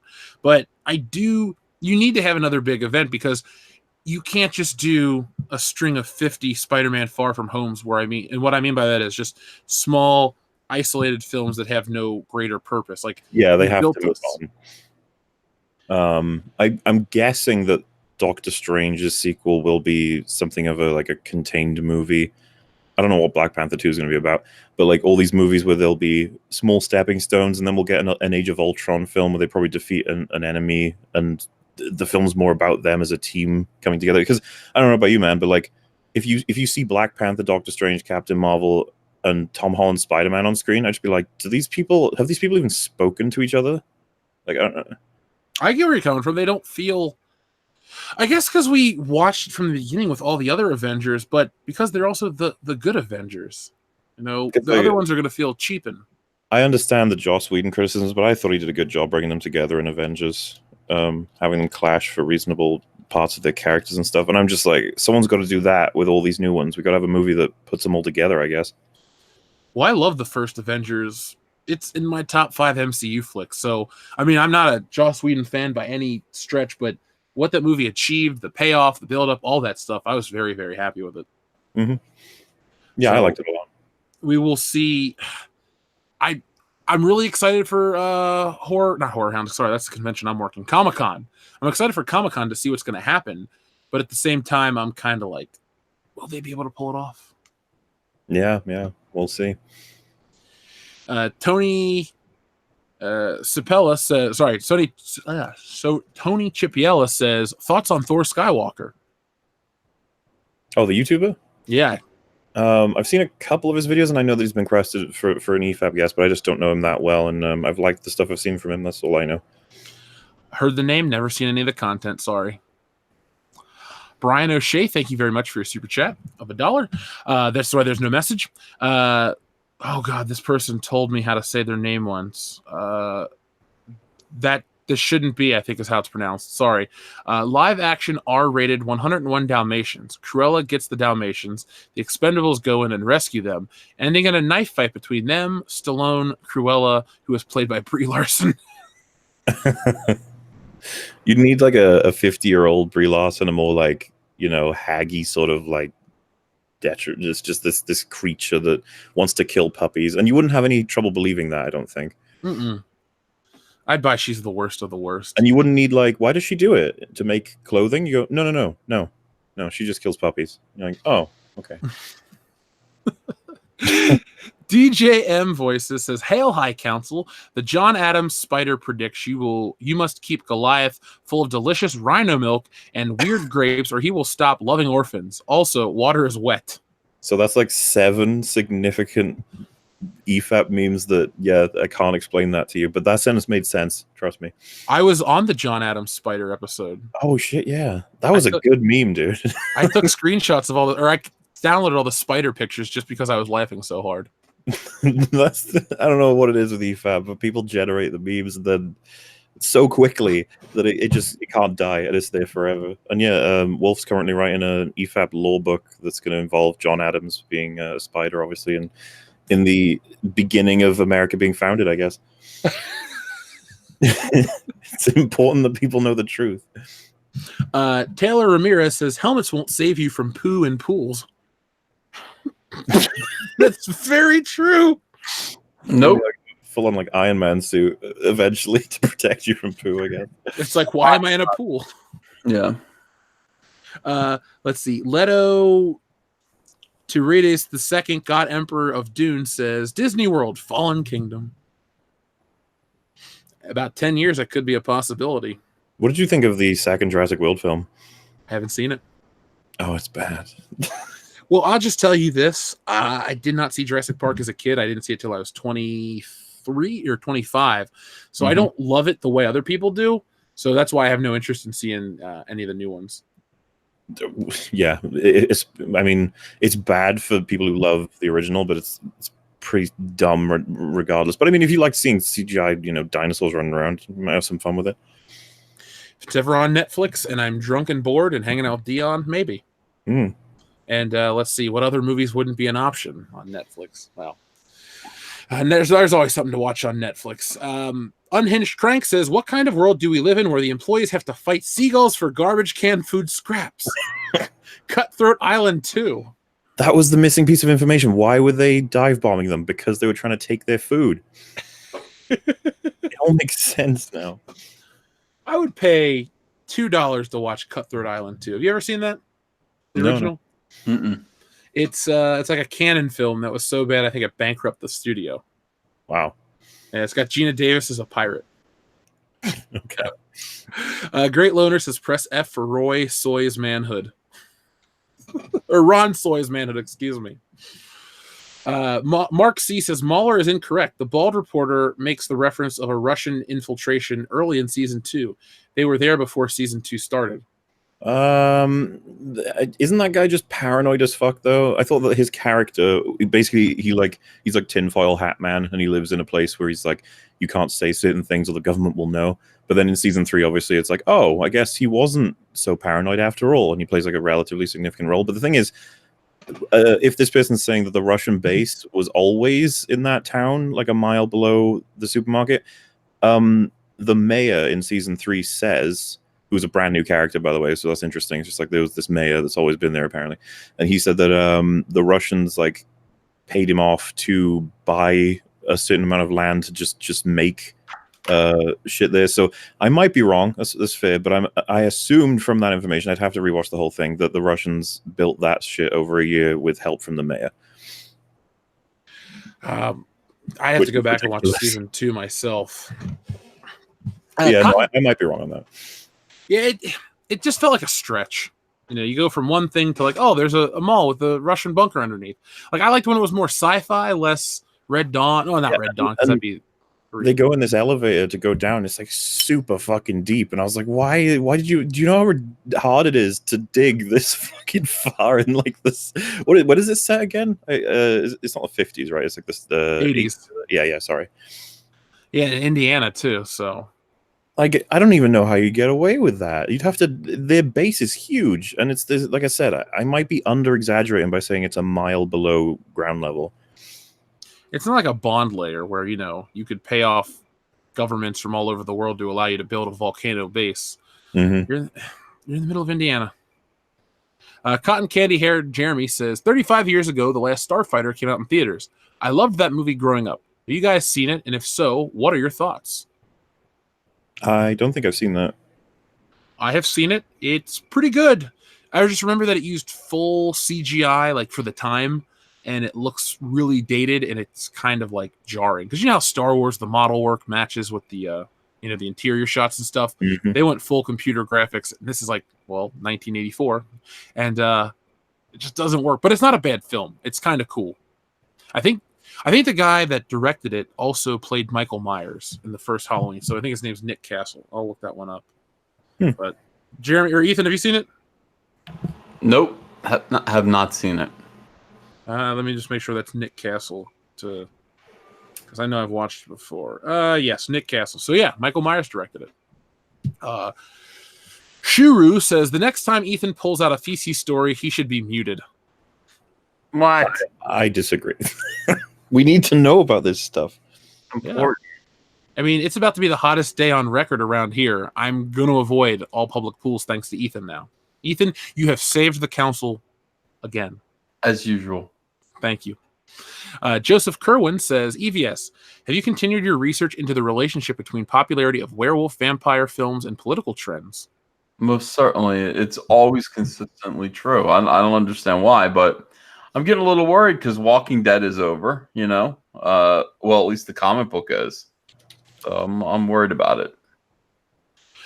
Dan Dino 8100 sent in 2 super chats. Thank you, Dan. He says, will they Jake Skywalker Alan Grant in Jurassic World 3? Well, is he confirmed to be in it? Maybe. I am not the Jurassic Park guy. Please don't. It's so, because I think I'm in the minority with this, but Jurassic Park 1 is the only one that I adore and think is a great film. I think the second, the third, the reboot, and the reboot sequel, or soft reboot, I don't know what you want to call it, like they're all kind of terrible. I'm willing to admit that they're different kinds of terrible and everything. Like the Jurassic World films are fucking abominable compared, but I just wanted to leave her alone. We only needed the first one. And it was fine. And I was like, we brought back, like, do you see the marketing for the Jurassic World 2 involved loads of Jeff Goldblum's character? He's in the movie for like less than 3 minutes. And it's not in a capacity where he does anything. He's sitting at in a courtroom and he's just talking about how, the dinosaurs are really dangerous. And it's like, I remember when he said that in the first film too. Yay. And and I'm just like, they're probably going to be like, you know what, people like Jeff Goldblum, we'll just bring back Sam Neill too. And she's like, no, just let it die. They need to make money somehow. And that's the thing, they make shit tons of money with the Jurassic World films, so, what do I know? Aren't they all $1 billion plus pictures? I think so. And, this one's going to be dinosaurs across the planet. Like, that's how the last one ended, so, yeah, they can market the shit out of it being, like, an epic event film. Because those are Universal, right? Or I think so. Okay, so that's not I knew it wasn't a Disney picture, but I couldn't remember. Let's see. Dan Dino 8100 also says, please don't pay for epics when you all do your reviews. What's epics? I don't know. Please don't pay for epics when you all do your reviews. Like the TV channel? Because I know there's a TV channel. I don't pay for epics as it is. So I will not.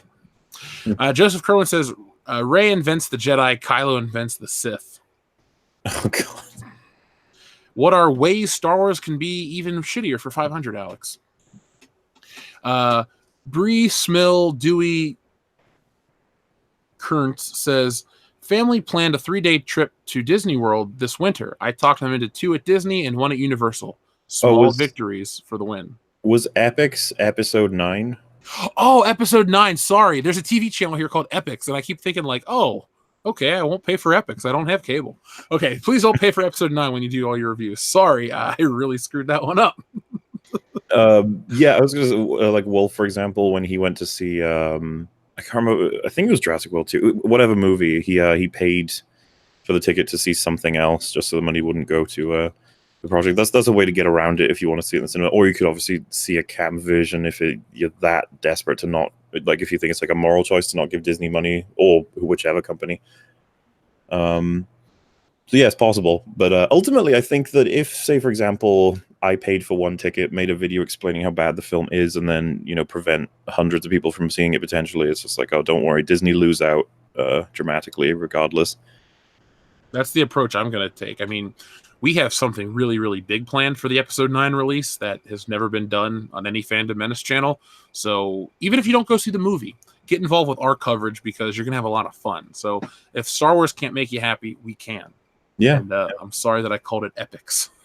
Because it was all capital letters. I was like, Epics, cool.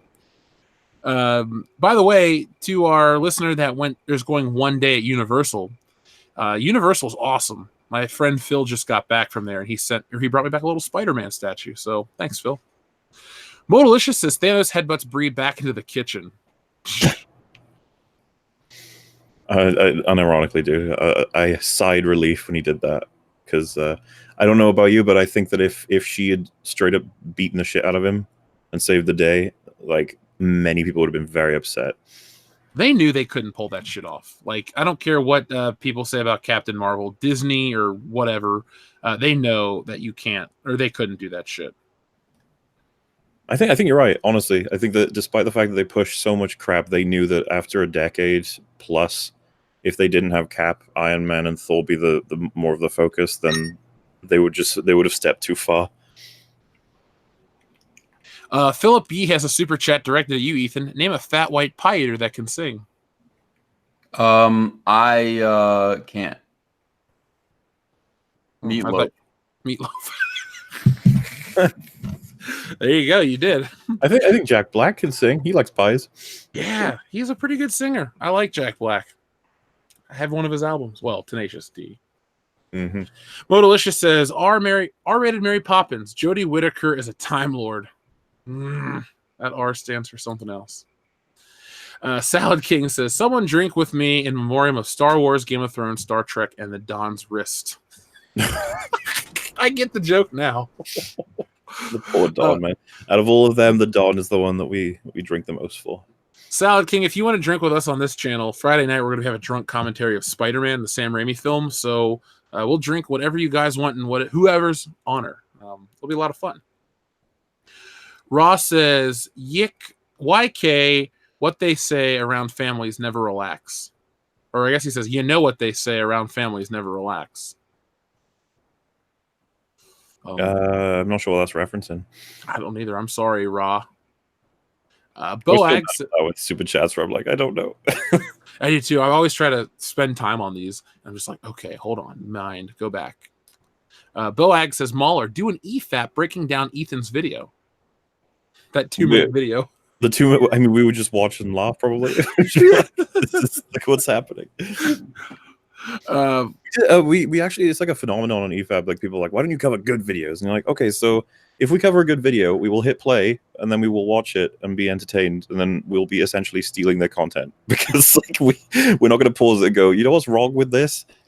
It's like, no, because it's usually well founded and you know, well edited or whatever. But we did it with Robot Head once, and like I made sure to let him know, and I was like, we've played your video for like a good 2 minutes or whatever. I hope that's okay, because it's essentially just saying we did promote him as well, and then obviously he came on to guest, so it works out. It's just the last thing we want to do is play someone's video for like half an hour, and everyone's just watching it. It's just like you should just go to their channel at that point.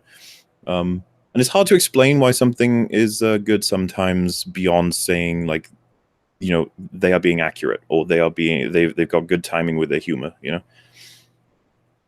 Yeah, I've been talking to Robot Head behind the scenes, trying to get him. Well, he wants to come back on, so folks, yeah, he's a fun dude. Yeah, he is a fun dude. We've had him on the council, I believe, only once, but you know, he's one of those like you and Ethan, or not Ethan. Ethan's a part of the show, but you and Gary and the other guys that are always welcome on. So, Robot Head, if you're listening, we'll be in contact soon, man. Have you had any requests for Critical Drinker? Yes, we have. He's a very fun guest. You should have drinks when you have him on. It's part of his shtick, and it's great. All right, well, hold on. Just remind me off there. I'll take a note. I don't know where I put my notebook. Sure. Let's see. Downshift says, Jeff, please watch TIE Fighter, the short film here on YouTube. It's a fan-made animated masterpiece. I've already seen that, Downshift, many a times, and I agree that it is a fan-made masterpiece. I would watch any Star Wars. Here's the thing. The fact that you have a fan-made animated piece of Star Wars anything that trumps the official Disney Star Wars Galaxy of Heroes garbage as well as Star Wars Resistance is embarrassing. Disney, you built your empire on animation and theme parks. Well, you gave us a bad Star Wars theme park. Why don't you give us some good Star Wars animation? He also goes on to say, EVS, always say no, even if it's not later. Even if it's now, later. All right. 007 Cloud, thank you very much. He says, just messing, bro. Objectively, Homecoming is okay. Wish more people would realize that. Like it or not, the movie makes sense for its own movie. Some of us can be happy having Spidey 1 and 2. My argument would mainly stem from the idea of a well-written superhero story or so. I would want to just not be, because again, I've seen a lot of even posts of panels from the comics and explanations in my Discord, and I'd be lying if I didn't say some of it's like, that doesn't really seem like it translated to Homecoming. But like I've gone through that with Game of Thrones, where if I say something like, "Oh, they fucked this up because they didn't do this from the book," and then someone's like, "Okay, but they're not doing the book," I'm like, "Yeah, okay, fine." True, but then Game of Thrones fucking shot the bed on its own, and so you didn't need to you don't need to reference the source. And I just think that Homecoming has a nice through line with its hero, its villain, and interactions with certain characters. If you remove yourself from Spider-Man, which is pretty hard because it's called Spider-Man, so I understand. I just think it's relatively well written. Still disrespectful though, very much more than likely. I wouldn't know because I haven't read the comics, obviously.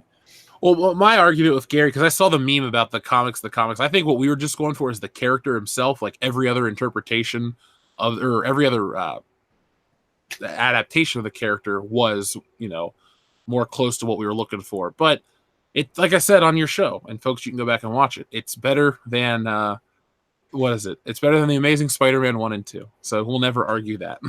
What do you think about it compared to Spider-Man 3? It's a better made. It's a better made film. Like Spider-Man 3, as much as I love the Raimi stuff, Spider-Man 3 starts out incredibly strong, and we play this game on my channel called Where It Shits the Bed. And Spider-Man 3 shits the bed right after he kills the Sandman, and Peter gets the hair swept over his eye, and it just gets dumb. It's a movie of excess, if you will. So I will say, I think if I'm ranking it, I'm going to go Spider-Man 2, Spider-Man, then I'd probably go Far From Home, Homecoming, Spider-Man 3, Amazing Spider-Man 2. Well, we're agreed on Amazing Spider-Man 2. My God, that was a disaster. Yeah, that fucking movie. Correct me if I'm wrong, but he is pissed at Spider-Man in the opening Electro because he forgot his name. Yeah, it's like Jim Carrey in Batman Forever, as the Riddler. It's just a really stupid interaction between hero villain, and then that's the entire premise. Getting electrocuted sealed the gap in his teeth. Do you remember that? I do. I thought that was pretty dumb. Well, I don't even need it. I remember laughing. I was like, "What was that? Why?" And it makes a big point of it. Like the camera zooms right in. You're like, "Okay." There's not a moment of that film that I remember positively. Like, remember when he writes the spider webs to Gwen Stacy on the bridge? Right, yeah. And the hokiest moment of that movie for me was when Gwen Stacy was falling to her death, and he shoots a web, and the web grows a little bitty hand to try to reach out to her. When I saw that, I was laughing, but I was like, "Oh my God, this probably works for people." They're probably like, "Oh, that's so emotional. It's so beautiful. It makes a hand." Well, I know you're not well versed in the books, but you remember in the first Spider-Man how Mary Jane gets thrown off the bridge? Oh yeah. That's how Gwen Stacy gets killed in the comic books. The Green Goblin takes her up there and knocks her off, and Spider-Man shoots his web to save her, and the Force snaps her neck. And then he's like, "Oh, he kills his girlfriend, whatever." And then the Green Goblin actually goes, "Well, she was already dead, blah blah blah." So it's always left up to interpretation, but it's much, yeah. So that's why, if you're like me who wanted Spider-Man just to be adapted, like the Raimi stuff, picked and choosed, certain elements. Like one thing I did want to say on your show that I forgot to is when a movie like Spider-Man was made, or the original X-Men, those movies were made in an era where it wasn't guaranteed as a franchise. It was just one movie, so they had to kind of cram in the essence of the character all at once. Right. And then, now we live in an era where it's like, well, we're gonna get 3 Spider-Man movies or 10 Spider-Man movies or whatever. It's it's a long running story arc. So just go back and watch EFAB on Mauler's channel. Yeah, I was going to say, when she actually dies in Amazing Spider-Man 2, was there, because Wolf was saying he just found it really funny, irrelevant of the hand thing, and I was curious, as a comic reader, was it done like in the way it is in the comics, what would you change about the way they filmed it or the way that they presented the way? Because he grabs it, but then she bonks her head and then she's dead. And I was like, is that pretty much 1-for-1 or is it not? If you remove the location and put him on the side of a bridge, it's like when he goes to grab her, he grabs her foot and then like her neck snaps. Like there's a little snap sound effect by her neck. Damn. Then he pulls her up and he's like, "Oh, you're not dead. You're not dead." And the book ends with him like, raising his fist to the sky, screaming. And then the next issue, like the police are like, "Did he kill that girl?" and all this shit. It gets pretty good. And then like you see Spider-Man like basically go crazy to fight the Green Goblin. And then remember in the first Spider-Man movie where they fight in that warehouse? Yeah. The Goblin glider kills him. That's what happens in the book. Like instead of like spikes, he kind of dodges out of the way and it like impales Norman Osborn in the chest. And he dies in that warehouse. And then the story continues on. But see, that's what I'm saying. That's why I kind of have more excitement towards the Raimi ones, because as somebody who had read this shit most of their life, well, I was young, but still, I got what I wanted early on. That's why I don't get too angry with the Spider-Man movies anymore. I just go, it's what it is. If it's a Spider-Man movie, it's a lower score. As a regular movie, it's fine. I'm satisfied. Spider-Man 2 is so good, though. That's my favorite superhero movie. I have never watched one and went, this is better than Spider-Man 2. That's still my high bar, always, everything. I actually want to make a video on that one as well. I want to go through why it's so fucking well written. And the funny thing is, like, I wouldn't have a single reference to the comics, so that's how strong that movie is. If it pleased comic fans and it was well written on its own, you're like, wow. Yeah, it's funny, though. For as much as I love that movie, I do have one complaint with it. It's the scene where the woman runs to the camera as the Doc Ock is climbing up the wall. Oh yeah. I know it's Sam Raimi's horror roots, and I'm not trying to take that away from him, but I absolutely hate that one scene. It's very campy, I guess, is what you'd say, is it? I just hate her. It's just her. Like anyone else could do it a better job, but there's just something about the way she did it, and I didn't like it. But the Evil Dead reference in the operating room and all that stuff, really cool, well made.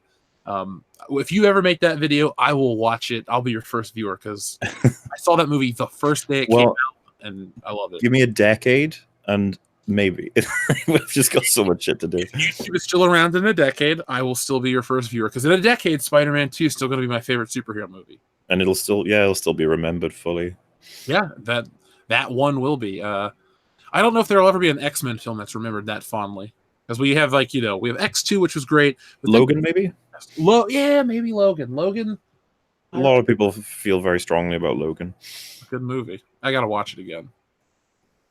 I just wish that it was because its payoffs benefit from it being in the universe that's come before, but it's such a major jump from the previous episode, if you will, in the timeline. Mm-hmm. Just like all of them are dead thanks to Xavier, and I was like, whoa! Imagine seeing that. God, that would be a dour film, wouldn't it? If the climax was Xavier having killed everyone.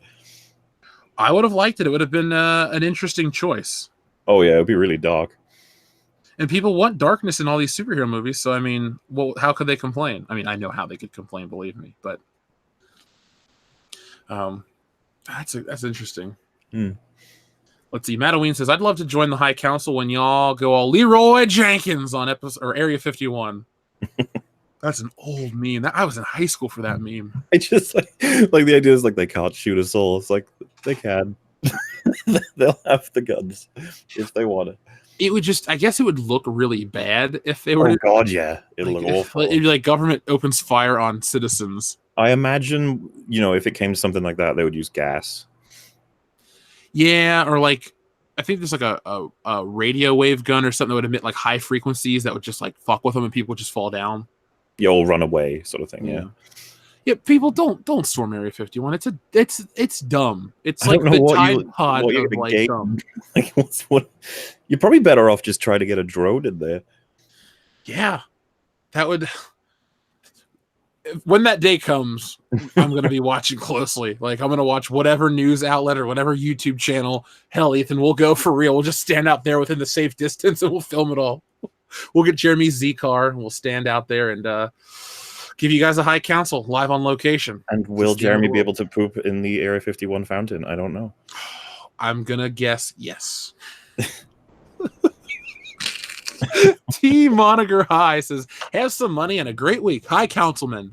Well, thank you very much, T Moniker High. We will have a great week. Mr. V asks or says, "Ask yourself, would aliens take a shit in the pool?"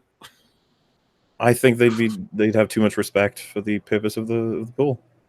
I would like to think they would not. Plus, I'd also like to think aliens don't shit. They have a different way of waste disposal. The Grand Inquisitor says, "You're crazy, Jeff. Chunky bars are awesome." I don't know about that one, man. I don't like raisins. The Love Doctor 69 all day says, "Mauler, I'm tired. Tell me a bedtime story." Bedtime story. I was thinking to like go with something like once upon a time there was this wonderful trilogy that told the story of these heroes trying to save the world from a tyrannical government. And then Disney came along and ruined everything. Good night. Okay. Well, there you go. The Love Doctor 69 all day. Mr. CPU says, "LK's a Tezuka ripoff. Other are public domain. Lion King's a Tezuka ripoff. Others are public domain." In terms of the old super chat about remakes every so many years to save the copyright. I've seen that Kimba White Lion thing that it's a ripoff of. Mm-hmm. That I knew about it, but thinking back just pisses me off even more. Yeah, it's quite the you get told about it and you're like, oh, okay, and then you watch the comparison, you're like, whoa. I've been told this as well. Did you know about I'm blanking his name, the voice of Simba in Lion King? The original, Jonathan Taylor Thomas or Matthew Broderick? Matthew Broderick. He said he was under the impression they were doing a remake of that film when he was involved in making it. He thought that's what it was. Oh, I did not hear that. And it's like, if he thought that, like, but it wasn't portrayed that way whatsoever, it's kind of bad because even your like protagonist thinks that you're just ripping off the story at that point. Yeah, Disney's gotten away with some heinous shit, but you know, people are waking up. That's all I can say is there's a positive outlook. I think there's an argument to be made that it's not a bad thing to take a story and redo it, but with like a different coat of paint, if you will. But to not credit the source and to not even call it an adaptation or anything, it's just like that's a bit wrong. Now, you mean in regards to Tezuka and the original Lion King, correct? Okay. I guess because the idea is that it's the Lion King is pretty much ripped off that other film, right? Yeah. So like, if they wanted to do that, and then that's how it was marketed. It was like a Western interpretation of this story. It'd be like, oh yeah, okay, cool. And then it even give like some promotion to that previous film. It'd be like it'd be all good, but it's the idea that this was like a secret. It was just stolen. It's like, oh, not good. Like, I'm assuming you know about how James Cameron kind of stole the idea of a Terminator off somebody. I've always heard that it was a dream, but tell me. Well, so I can't remember the guy's name. Someone in chat will probably know. But a lot of the like primary ideas for Terminator were taken from, is it Harlan something? Oh, Harlan Ellison. It could be that, yeah. And if you watch the later releases of Terminator 1, it says in the credits something like with acknowledgements to the works of Harlan, if that's his name. And it was just really awkward. And if you look into it, there's a lot of shit behind the scenes about how that story was kind of made / taken from someone else. Again, I don't want to misrepresent it, though. I only know snippets. I didn't look into it fully, but there is definitely something going on there, so everyone can sort of look into it if you're interested. It happens throughout Hollywood, I guess. I think this is just off the top of my head. I'm pretty sure, I'd say I'm positive it's Harlan Ellison. I think it's an Outer Limits episode is what the alleged ripoff is from, and James Cameron was pissed. I'm pretty sure that's what it was. And this is the other complicated thing, right? So if you made your own story and it has like influences from like 7 different projects and you put it together, like that's considered something of like a cool new thing you've created. And so it's like, oh, so there is a line between like taking a thing and doing like 1 change or 2 changes. But if you take a thing and do changes to like most of all of it, people will celebrate. It's like, oh, it's really cool. You're influenced by blah, blah, blah. But otherwise, it's really bad that you rip this person's work off. Well, I mean, that's what Star Wars is. It's influenced from, what is it, Akira Kurosawa films, like, was it Hidden Fortress and something else, and like a couple other movies, and Flash Gordon serials with the crawl. So, I mean, that's, I guess, when you do create your own unique package. But And in regards to the dream thing, I don't even know that that's false. That probably is true, but it's the kind of thing where, say, someone tells you a story, and then 5 years later, you're coming up with a story, and you beat for beat use the one you were told about, but you forgot you were told it. If you know what I mean? Yeah. Like, it can happen. Again, I don't know the full details. I just remember being a little bit disappointed. That's all. Do you prefer Terminator 1 to Terminator 2? I love them both, but my heart's strictly stitched to Terminator 2. All right, that's the right answer. I fucking love Terminator 2. I wrote a Terminator video today. I don't know if I'm ever gonna actually release it. I might. I don't care. But I realized how much I like Terminator 2 when I was working on it this morning. I was just like, huh, I really care about this. Terminator 2 is part of why, like, I'll never. Every time they release a new terrible sequel that ruins the old films, I'll always be there. And it's the same thing for Predator. I love the original movie. And like, no matter how many times they kill it, it's not quite dead because that's how good it is. They could just keep killing it over and over again. And yeah, like, you know, the moment where he says goodbye to John and shakes hands with Sarah Connor, it's like that was some of like peak fucking movie moments for me back when I was younger. I know now why you cry, even though it's something I can never do. Oh, so good, dude. So good. I think on the channel, on one of our podcasts, I made a joke. I was like, what is the only acceptable time to cry in a movie if you're a dude? And the correct answer was when the Terminator goes into the lava with the thumbs up. I'm just like, yeah, you have no soul if that doesn't make you a little sad. Yeah, a little thumbs up. Yeah. My favorite joke ever was somebody took that and they put the Mr. Freeze Cool Party, that sound effect, over him going into the lava. I keep wanting to say vodka instead of lava. I must have issues. But anyway, Ham Sandwich says, my super chat looked good in yellow. Anyway, please watch my animated short featuring you guys. People complain that I made Jeff fat. LO, it's my true feelings on Disney Star Wars. I went ham. Well, not skinny, not a small guy. So I'll say thanks for including me. But I'll judge your artistic merit on how good I look. If it looks like me, you'll get a thumbs up. If it doesn't, I just won't tell you I watched it. No, I'm just joking. Ham Sandwich, thank you for making it. I appreciate it. So it's on the Ham Sandwich channel. There's no that's just called Ham Sandwich. So if you guys want to see an animation of us, check it out. Unhinged Crank says Geeks and Poopers channel. Yeah, why not? Yeah. The rebranding could work. Yeah, it's the future. Whitefish Mongo says, Uncle E, could you make a song of our dear Jeremy? I think Ethan stepped away for a moment. I'm going to say yes. Ethan will have a full album out by next week. Oh, sweet. The opinionated one says, pools closed due to poop is the new pools closed due to AIDS meme. Also, lethal force authorized at Area 51, so good luck at that.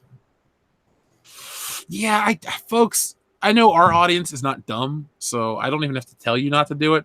But if you have a friend that's considering going to Area 51 in September, don't. It's going to end up like that girl from Independence Day, the one who said, oh, I'm going to go to New York and look at the spaceship. And then she got blown up and died. Yeah. Don't let your friend become a, what's her name? Jane. We'll call her Jane. I mean, she got out easy. You know, some of the others had some spookier deaths with tentacle monsters and stuff. I really do like that movie. I know it's not great, but I thoroughly enjoy it. Oh yeah, I'm on board with, like, I have loads of fun with it. And then when I hear people like point out how much it's nonsense, I'm like, yeah, but I have fun with it. It was the 90s. I know this sounds really odd to say, but like the 90s were a much simpler time. Like the pre 9/11 pop culture landscape was very, very simplistic by comparison. People were different. You know, we bought into stuff. Even if I was a kid, adults bought into stuff. That's why these movies made so much money. It was just a different time. Now everyone's a little more cynical and jaded. So, Swinging Cod says, "You're welcome, Jeff. You'll love what's next." Well, thank you. If it's Midsummer, I'm not going to be happy. Uriah, have you seen that? No, I haven't. I listened to a couple podcasts on it. Have you checked it out? No, but I've seen Hereditary, and I was like, oh gosh, this special movie is very, very creepy and unsettling. I'm just not an A24 guy. That's production company. Mm-hmm. It just seems like they release a very similar type of film, which is fine. Like Blumhouse, they release the same type of movie. Oh, true, yeah. Not really for me, so I just... They're behind the whole, like, Insidious, Conjuring, Annabelle universe, whatever, right? Yeah, and I don't know if they did... I think they did the new Halloween as well, so... I didn't like the new Halloween. Nor did I, and Halloween's my favorite horror movie. Yeah, the original's pretty awesome, and the new one I was like annoyed and bored. I don't know, like I wasn't impressed. I'm not a major Halloween fan though, so maybe I can't judge very well. No, I mean, for what I took from it is like they took away the one element that makes Halloween Halloween, and that's the mystery. It's not Halloween's not meant to be Friday the 13th, where you see Jason running at you. It's it's as people in their everyday lives, Michael Myers kind of pops up and kills them and does these horrible things and how they deal with it.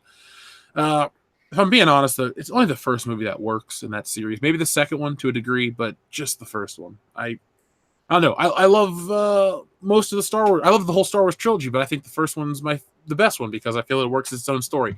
Movies that are part of franchises are great, but if the first one works as its own standalone film, those are the ones I gravitate towards. I think A New Hope is fantastic. I just, it's an interesting dichotomy, I guess, because I think A New Hope is possibly like the best one in terms of a standalone. Like, I agree with you on that. And then Return of the Jedi is probably my favorite for payoffs because I adore Luke and Vader in the throne room and the final like Death Star run. But then Empire Strikes Back is just so damn well written as well. So it's like, oh, I just love all of them. I just love them. They're great. Yeah, I mean, you could not go wrong by spending a Saturday just watching the Star Wars trilogy. Yep. You're gonna have a good time. Or Lord of the Rings. Wait, did you see? You've seen that or no? No, I haven't yet. One of our listeners, Obi-Wan, who's in the chat, sent me a copy, and I'm gonna sit down. Phil's back from vacation. I'm gonna go over to his house. He's got a 4K TV and these Sonos speakers, and we're gonna watch Lord of the Rings. So yeah, me, Wolf, and Rags recently watched them. We're gonna try and make it a yearly thing because just they're so damn good. I'm genuinely excited. Like, for a while, I was like, oh, this sword and sorcery shit, blah, blah, blah. And then I keep hearing people go on and on and on. I'm like, it must just be me at this point. Like, sometimes, some people, the majority can be wrong. But then it seems like Lord of the Rings, it's just like, maybe I'm the one that's wrong. So I'll give it a shot. Yeah, I mean, you may not like it, but hell, give it a shot for sure. Now, I'm not sold on Harry Potter, though, so I don't think I'm going to watch those anytime soon. I've watched them all. I find them fine. I'm just like, Harry Potter. I mainly liked it because of how many amazing British actors they got in there. It's really cool to see them all, I don't know, mess with the material and stuff. But yeah, there's highs and lows for that series. And again, I haven't read the books, but if you ask the fans, you'll find like, them saying this one is the best, this one's the worst. And then I think they argue that they peter out. I'm not actually sure. But I can't, is it Chamber of Secrets is considered the best one? Maybe? I can't remember. Chat will probably be able to tell me about that. I know the first 4 books because I was given them as a kid, but I don't know. Sorry, guys. Just there's something about the Harry Potter character that doesn't interest me, or just magic in general. That might be my thing. I just don't like magic in movies. I'll watch sci-fi. The Force is kind of magic, though. I always took it more of as a spiritual thing. Like, I don't know. I never put too much thought into the Force. It's just like it's energy force that surrounds us. The Obi-Wan speech, or no, yeah, Obi-Wan says it, not Yoda. And then I kind of just believed it, type of thing. Because also I'm a Star Wars fan that while I do like the Force and the Jedi, my favorite part of Star Wars is the ships and the Empire and the Rebellion battle and Han and Boba Fett and all that stuff. So Luke Skywalker's awesome, love him, but the Jedi just aren't the thing I watch Star Wars for. I don't care. I would love a lightsaber, but I'd also love the Millennium Falcon. So, I agree. Star Wars fan. The characters are what got me into Star Wars. I like lightsabers and stuff, but that's not enough. Yeah, I do down the road want to get myself this. There's an Obi-Wan Kenobi lightsaber from Episode 1, and the only reason I want it is because I played with it at Star Wars Celebration, and even though it made lightsaber sound effects, I still was making these sound effects myself. I'm like, I kind of want one of these, so I was having a child moment, and it felt right. Yeah, it's always good to indulge every once in a while. Why not? Isn't it? Oh, I indulge too much. Like, I like the X-Men, and I have recently bought like all the X-Men, so I have like Amazon cases just with X-Men people, and I don't know what to do with them. And then plus my listeners send me shit to the P.O. box all the time. So my office is just literally shipping boxes full of stuff. Like we get Godzilla figures, we get books, we get damn. This guy, Salvador, sent me the Millennium Falcon. like the full-size toy that the figures fit in. So I mean, thank you, everybody. I refuse to get rid of anything. I just need I need either a storage unit or a new house. You need to buy a warehouse, I think. I'll go live in a warehouse. We'll set it up like a big loft. All I need is Wi-Fi, and I'll be very happy. I mean, the Red Letter Media guys, I'm pretty sure they like have a warehouse that they essentially film everything in. Yeah, I think they're out of Milwaukee too, which I don't know if everything's cheaper in Milwaukee or they just got, I don't know. Down the road with my channel, I would like to evolve into producing videos and skits and stuff like that, because the four guys on our podcast, the four of us, we have great chemistry and we have all these concepts. We live in different parts of the country, so it's, you know, at least a minimum of 8-hour drive for us to all get together, and that's kind of a hard thing. So yeah. Let's see. Uriah Wright says John goes full Count Dankula. Yeah, I watched the video clip. He definitely said some things I would never say on this channel. So I know, right? John, come on, man. You no longer have the moral high ground. You never did, because you're always full of shit. But like I said, I feel like it's strong proof that he's just not even paying attention. He's just like reading this stuff, and then he just smiles, laughs, says, "Oh, that's great." And you're like, "Oh my god, do you understand what you just did?" Because I think he goes, "Ah, I agree," or something like that in the video. It's even worse. It's like, "Do you, John? Do you?" Because I don't agree with what you're saying. It's some repugnant bullshit. Logan Michael Anti-Funko Pop says, if anyone is interested in a collector group chat, please message me on Twitter at LoganMichael23. Logan Michael, I might have us since Salvador has a couple more free days, we might do a post-Comic-Con collectors hangout where we discuss all the new shit that came out of Comic-Con. We could just call it a post-Comic-Con hangout and do it with the patrons and the guys on the channel. So just remind me, Logan Michael.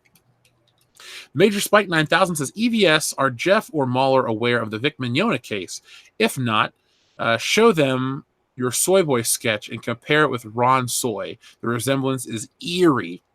EVS has dropped. So Major Spike, I'm aware of the Vic Mignogna case. I don't really know. Like, I'm aware of it. I don't know anything else besides he's a Dragon Ball Z guy and he's in some kind of court case. Mauler, have you ever heard anything about this?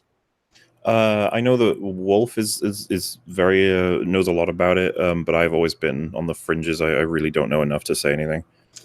Yeah, I've just been busy producing content. Like, I see, what is it, Yellow Flash or Umbrella Guy or whoever covers it all the time. Always have the Vic Mignogna campaign or something. It's just, I'd be full of shit if I told you, Major Spike, that I'm up on the topic. I'm not. Sorry.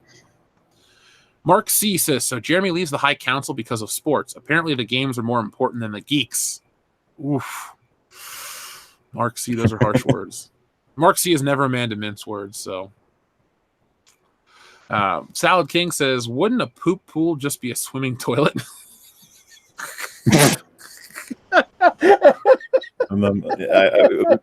There's some truths you can't deny. I'm going to take a screenshot of that because I'm going to use that in my everyday life now. Titus Mauler has a question for you, Mauler. We covered it, but it's a super chat, so we got to cover it again. Mauler, do you like Stranger Things, and what are your thoughts on season 3? So yeah, again, adore season 1. I was going to make a video celebrating season 1 back in the day, but this is the thing. I have so many projects I want to do. Sometimes it's hard to figure out which one to pursue.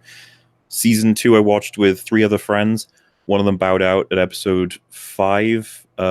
We predicted a shit ton of the plot points because we felt like the season was trying to manipulate. So, for example, the character that is the husband to the mum in that season, to remain spoiler free, he's overtly a good person.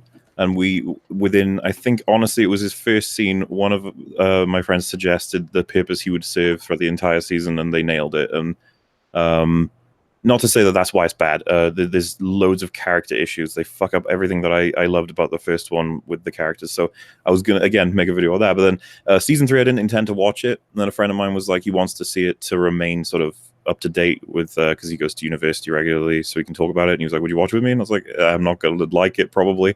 He was like, yeah, I'll watch it anyway. I was like, okay. And yeah, we were sort of riffing on it as we were watching it because the plot is beyond stupid. But and yeah, I've heard a criticism. A lot of people say that season 3, the characters don't really, not much happens for them. If you were to plot what everyone does across an entire season, it's very short. It's like, oh, they do this, this, this, and then this. And you're like, oh, well, that is kind of short. So I don't like season 3. I thought it was kind of funny and bad, but it's still better than season 2. Season 2 was fucking terrible, and I do intend to make a video on that one day, but again, it's a laundry list of things I want to make videos on. I love season 1, though, and that's what fuels my hatred, I guess. I actually sat down and took an inventory of all the concepts I have for videos and how long it's going to take me, so I feel your pain. I don't go into... What do your videos run? Usually 40 minutes to 2 hours? Minimum? Yes, I get. Yeah, I think my shortest video is probably that's probably around it. Yeah, I'd just say yes. Because like what was it? The Predator one was like 40 minutes or 50 minutes, right? The burglary one. Yeah, the Rage videos just seem to keep getting longer as well. Because obviously the Captain Marvel one was supposed to be like that, and the original script was about 40 to 50 minutes. And then I thought about the film more and more, and I was like, oh my god, nothing makes any sense in this. Like the whole like she commits genocide like several times and doesn't notice. I was like, this is insane. Do you know what the counter argument is for that? Captain America stole a car in Winter Soldier. That he intended to return because he wouldn't let Black Widow put her feet on the dashboard. Exactly. And he said we're borrowing it. I was like, the writers actually account for the quote like morally dubious act. While Captain Marvel said woo as she kills thousands and thousands of people that she used to be aligned with yesterday. Yeah. And she doesn't even know if they've been lied to or not. Like, oh, that movie's so bad. So the people out there that love Captain Marvel, you don't have to try to tear down other superior films to prove your point, because you're just going to look bad. No. Sleepy sent in a super chat of $1. No message. Thank you very much. Salad King. This is for Mauler to give his PFP a neck lift. I mean, look at the nasty wrinkly neck. Ew. I need to update my PFP now. I'm bringing in the newer one that got made. It's on I think I put it on the Discord so you can see it in EFAP and stuff. But yeah, I think that one has a neck lifted operation performed upon it. So give it time. Dr. Coffin says Mecha Random 42 or that Star Wars girl to replace Jeremy. Otherwise, it's a sausage fest. So with Jeremy, it wasn't a sausage fest. Dr. Coffin Don't let him know that. Is that what you're saying? Dr. Coffin is good people. Salvador says Bree and her brother Chet are practicing Gudists. She's a high chiestress in that religion. Oh, Salvador. I want to say that was a cheesy joke, but that's a terrible pun on my part. That was a corny ass joke, and it was terrible. I really wish she had a brother named Chet, though. That'd be hilarious. Dr. Coffinails also says, or Jesse Milestone, also misspelled Mecha Random 42. Did you? Oh, I still read it correctly. So thank you, Dr. Coffinails. Actually, I'm going to go on Jesse's stream after the High Council tonight. So if you want to hear me talk to her about, I don't know what we're going to talk about. She just asked me to join. We'll go. Orion0782 says, where is this generation's Morton Downey Jr.? You know who Morton Downey Jr. is? No. He was a talk show host. I won't call him like a Howard. Well, I guess he was like Howard Stern, but on TV. He wasn't a radio guy. He had his TV show in the 80s called Morton Downey Jr. Show. He was he was very abrasive, very brash, had very big teeth. He's in a great episode of Tales from the Crypt where he basically plays himself. He died of cancer, but he was one of those celebrities within like a short span of time. He fizzled out. I think like he had this show and he was looking for ratings, so he faked being attacked in a bathroom. And basically the story came out that it was made up and he ended up dying. He just fizzled out real quickly. But Morton Downey Jr. is hilarious. So I guess, Orion, we could use another one. Let's see. Leto Extretus II, God Emperor of Dune, says, Mauler, have you ever played the Telltale Jurassic Park game or Operation Genesis? No. I've played the new Jurassic World Evolution game that came out. Not fantastic, but I had a lot of fun with it. It's like a just roller coaster tycoon with dinosaurs sort of thing. And it's fun because you actually get tasks at some point, depending on what's going on in the game, to be like, release your T-Rex into the world and allow it to kill several people. And you're like, all right then. But yeah, I've heard that Operation Genesis was better, mechanically at least. So I'll have to check it out at some point. But I haven't played the Telltale one, no. Have you played any Telltale games? Yes. Wasn't impressed. Never have been with Telltale. I don't find the choices to be meaningful. I feel like I'm usually on a track that can change to track A or B, and I'm just like, yeah, I'm not really considering. I'd rather just watch the movie version of this. I will say I enjoyed the Back to the Future game because it's the only good Back to the Future game. But I've never finished it, so I can never say my whole experience with the game. But that and Batman, I quit playing Batman because I just got tired of it. I went back to the Arkham games. Oh yeah, man! Arkham Asylum and City are awesome. Oh yeah, I liked all three. I own all of them on PlayStation 4 now, so I've played them multiple times on multiple consoles. Let's see. Silo 101 says, "Have y'all noticed Mum Key's situation? Pretty sad." Oh, like getting booed off YouTube? I guess I don't know who Mum Key is. He's Mumkey Jones. He made like parody videos about Elliot Rodger, and he got booed for like community guidelines stuff, I think, and tried to make new channels, and they just keep axing them before you can do anything. Oh, okay. I haven't heard of him at all. Yeah, he's quite a popular content creator, very unique, and it's just another sort of victim of YouTube's like weird rules that don't make any sense, which is unfortunate because it'll catch up with all of us eventually. I guess that's why you got to always have back contingency plans for all this, you know. Zebulon Pike says, "How's Stealing Solo coming along? Hail High Council. It's coming along very well. When I get the next couple of pages back from this batch, I will do another art update. I did an art update just this past week. Yeah, just this past week I did an art update. So if you missed out on that, Zebulon Pike, it's on our Twitter. I shared a couple images. Some are redacted because they're spoilers to the story, and I don't want to ruin the fun for anybody. But thank you for backing it, and you'll be getting it very, very soon. So thank you." Dark Shade maybe, says, "How does Mauler maul with his permanent gas mask?" Well, I can still hold weapons. I believe a maul is a weapon, actually. Whitefish Mongo says, "Great episode of the High Council. After this, I'll be making an audio commentary on the original 1954 Godzilla. I want to thank each of you guys for being my inspiration."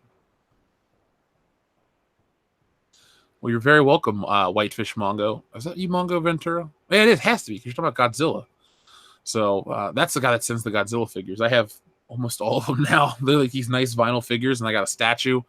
I'm going to get a Godzilla shelf in my new office. That's what's going to happen. Matt Becker, thank you very much. He says, RIP 007XL. It's a big shirt. Trevor RN says, "Jeff, you can cry when Old Yeller dog gets shot." I have not seen Old Yeller, so I cannot tell you if it makes me sad. But one thing I do not like is to see dogs get hurt in any kind of format. Like in a horror, like in Halloween, Michael Myers kills the dog Lester. I'm more sad that he kills Lester than when he kills Annie in the next scene. So I guess my priorities are all out of whack. I like dogs. Dogs are awesome. Yeah. Ross says, "I saw T2 as a baby and thought Arnold actually died."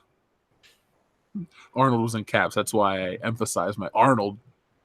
Oh, that, yeah. I was going to mention, by the way, because when you said vodka, when you were talking about the lava, I'm pretty sure that was like a carbonated orange drink was like the lava as a whole, and then it was just effects on top to try and make it look like lava. I remember looking at like a featurette thing about it, and I was just like, getting dropped into like orange juice or whatever. It sounds like a good way to spend a filming day. Yeah, I like stuff like that though, and I like the floors of like the Alien set were like milk cartons painted black, or milk crates upside down painted black. I love the production of some of these movies. I mean, the one I guess I follow the most is the original Star Wars. Like Disney, well, not Disney really, but they could have put a book out each year detailing like the minutia of the Star Wars, the making of that one film. I'd probably have bought it every time. Like if it was a different book. I like to learn about that specific movie. Kind of like how I used to be obsessed with. You ever seen Clerks? Oh yeah. I've been to the Quick Stop. I've read the book about it. All that stuff. I've given up on Kevin Smith these days, but there was a point in time where I was equally obsessed with all the Kevin Smith stuff. So I do love production of films. Yeah, like it's funny because they have the Lord of the Rings versus Star Wars argument, right? In Clicks too. Yep. There's one return, and it ain't of the king; it's of the Jedi. That's my favorite line. Like when I started Facebook, that was my about me quote. That might still be my about me quote. I don't know. I don't really update my Facebook anymore. The Eagles Perch says, thoughts on the extra credit normalizing video? Do you know about that? I have no clue what that is. They argue that playing stuff like Call of Duty without having the games tell you that Nazis are evil will make you more susceptible to Nazi ideas. So we need to be more responsible, and these games need to make it clear the Nazis are evil. And they even suggest at one point making like load times for Nazis longer or something, like to try and make it mechanically worse and stuff. We did an EFAP on it. It took us 3 hours to go through how it's like a 5-minute video, and we took 3 hours talking about how horrifically bad their ideas were. Just from the 2 minutes that you've spoken to me about it, I can tell it's a terrible idea. Don't. I thought history has proven they were terrible, terrible individuals, and that if you're buying a video game, you shouldn't be punished. You know, it's like, oh, I paid $70 to play this game too.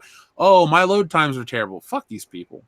Well, it's funny because the video, I believe, currently has 7% like positive rating, which is extremely low for YouTube. Like, even if you make a terrible video on your channel, your fan base usually float it above 50%. But no, this pissed off like everyone, and their response was like, "Oh, we seem to have gotten on some people's nerves, but you've misunderstood our points." And then they just like try and go back on everything they said.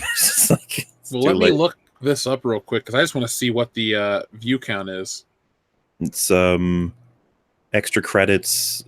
I guess Nazis. Extra credits. Nazis are probably bringing up. I think it's stop normalizing Nazis. I think that's. Oh yeah, here it is. 1 week ago, 758,000 views. Woo! I have. Wow. 14,000 thumbs up to 192,000 thumbs down. Woo!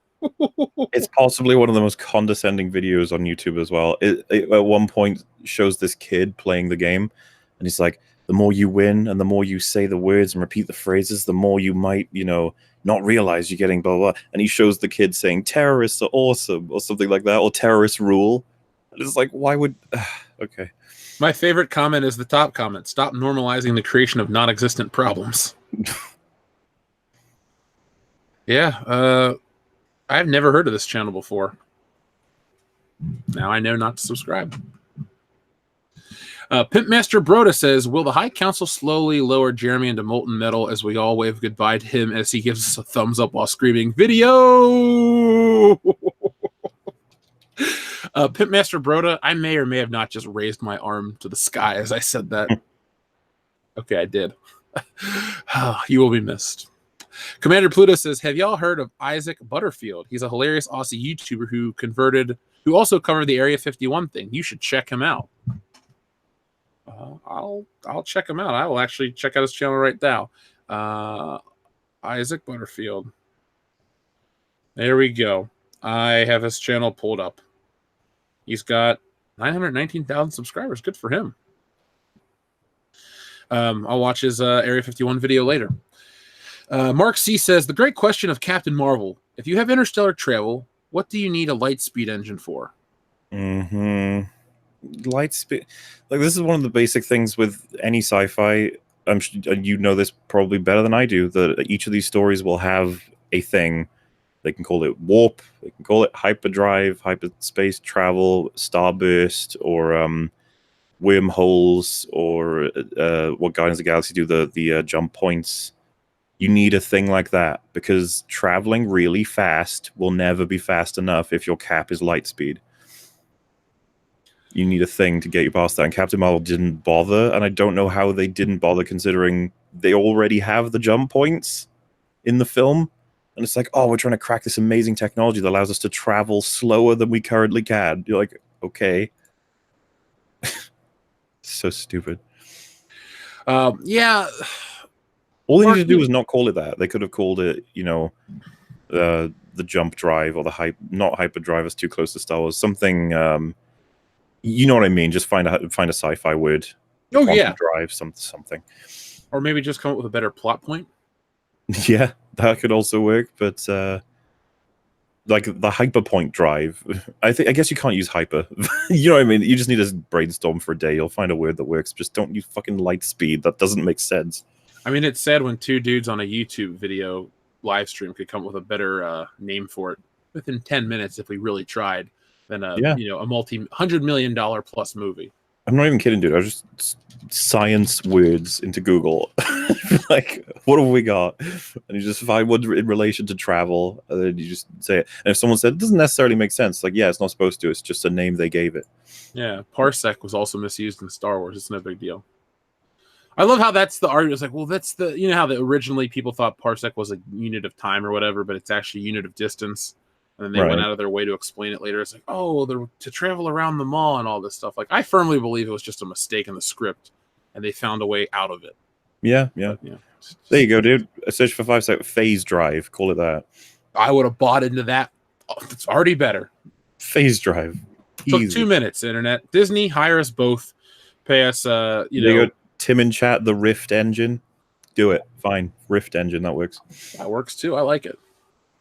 Logan Michael Anti-Funko Pop says, check out NECA's newest tweet. It has leaked pics of the new Horror Ultimates line and Leatherface Toonie Terror figures.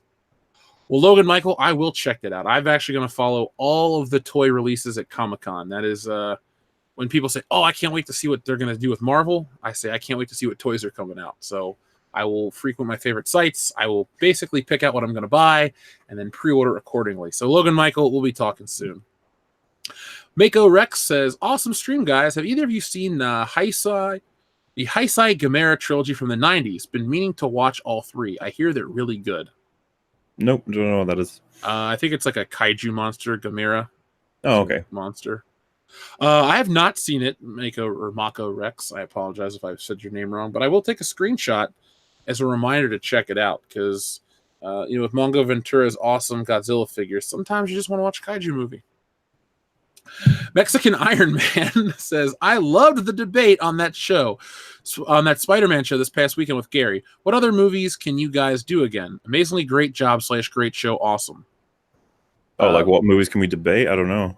Our taste tends to line up for the most part, but there's got to be stuff we can find that we differ on.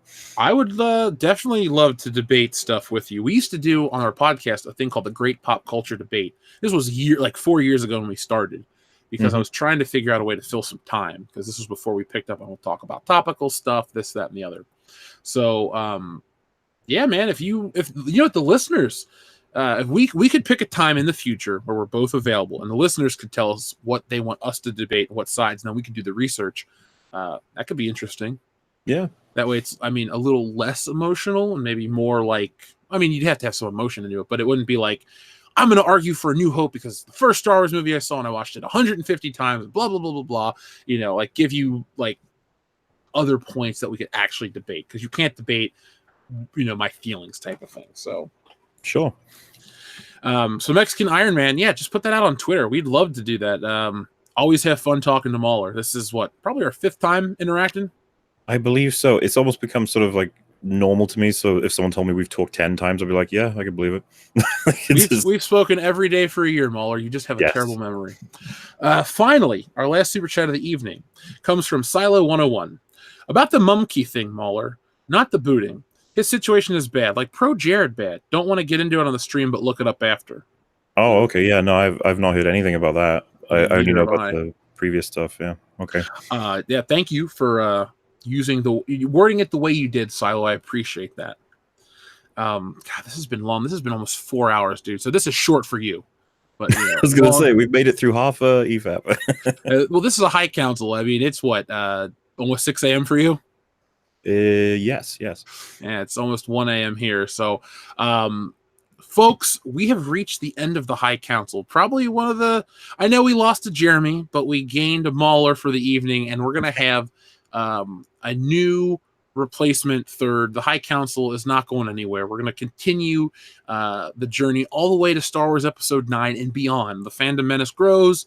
We get new listeners all the time. So I want to thank everybody for joining us this evening. Logan Michael Anti-Funko Pop says, Mezco 112 Funko Pops are gay. Good night. I disagree with the Mezco 112 collection, Logan Michael. I love my Mezco 112 Michael Myers and Wolverine and Judge Dredd and soon to be Michael Keaton Batman. I think 1/12 scale action figures with real clothing and realistic skin are the future. You can charge a premium price. People like me will pay through the nose for good looking shit. And I wouldn't be surprised if in the next 4 years we get Star Wars figures in that scale of that quality, and you got old men bitching online, oh, this blaster, whatever, blah, blah, blah, and they'll buy it anyway. So, God, I love talking toys. If I could have an audience this size just talking action figures, I guess I don't know if I'd be happier. I like what I do. Anyway, I digress. So, Mauler, what would you like to promote before we leave? I guess I could just talk about my main channel, which would just be that I take a really long time to do so, but I release videos every once in a while that breaks down a movie / TV show episode / game extensively. So if you're interested in the topic, just run with one of the ones on there as a sort of tester, and then hopefully, if it's interesting enough, you can check out some of my other stuff. I don't make things often, but I'm pretty much always working on a video. I just like trying to be as accurate to the thing as possible and trying to make well-founded arguments versus saying I personally hated it or something. But I totally do that as well, because Jesus Christ, did I hate TLJ. But the thing is, I wasn't going to make a video saying I hate it. I was like, I'm going to prove to you why this thing mechanically is fucking disaster. And that was my that was the thing that skyrocketed my channel to where it is now versus I had 2,000 subs before I'd made that. And it's been a wonderful journey. Been able to meet loads of people, including Jeff, and create the EFAP podcast, which would be the other thing if you guys want to look for it. We had a recent episode with Jeff and Gary on to talk about Spider-Man and Star Wars. So yeah, whichever you're interested in, go have a look, or not. It's completely up to you. So yeah, Ethan tapped out. I guess he had to go to bed, so that's cool. We will be back next week on Ethan's channel, Comic Artist Pro Secrets, where we will, you guys can speculate all week who's going to be the third man or possibly woman. But if you're a wrestling fan, you know what who's the third man means. So, folks, just a quick heads up: I will be back tomorrow at 6 p.m. Eastern Standard Time with Jesse Milestone of Mindless Entertainment. We're going to test out a show premise here on this channel. We're probably going to call it Mindless Bullshit. I don't know yet. But we're going to play around with the format and try something each week. And then also Thursday, World Class Bullshitters, episode 181, will feature Razor Fist, so you don't want to miss out. He's a friend of the channel, a lot of fun. And Friday night, 9 p.m. Eastern Standard Time, we'll be back with a Spider-Man Sam Raimi 2002 drunk live stream commentary to celebrate Spider-Man month. It's been rough trying to get some Spider-Man content out based on some behind-the-scenes stuff we're working on, but we're going to catch up at the end of the month. So if you like Spider-Man, we're giving you plenty of time to grab your DVD, grab your Blu-ray, hell, even grab your VHS, because the movie was out on VHS. I remember that vividly. And join us. It's going to be fun. I'll go deep into my love of Spider-Man, the lore. Hell, I might even go back and read Amazing Fantasy 15 just to get caught up on the origin story. Logan Michael, Anti-Funko Pop, says, once again, Pop Gay. Logan Michael, thank you very much. Did you see those new James Bond Funko Pops? Here's Brosnan. And finally, Yakasai says, support Keys to Zodia on Indiegogo. So, folks, Keys to Zodia on Indiegogo, I suppose, is a comic project that you guys can check out.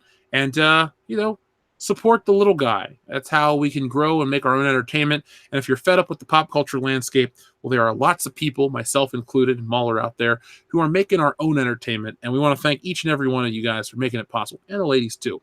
So until next time, folks, I always ask one thing whenever I end a video, a stream. And since the High Council's on my channel this week, I'm going to ask you here again. What is it? Go out into the world and be excellent to each other. And damn it, Logan Michael says Anti-Funko Pops. Really, though, Pop Gay. Logan Michael, you get the last word. Thank you, sir, and good night.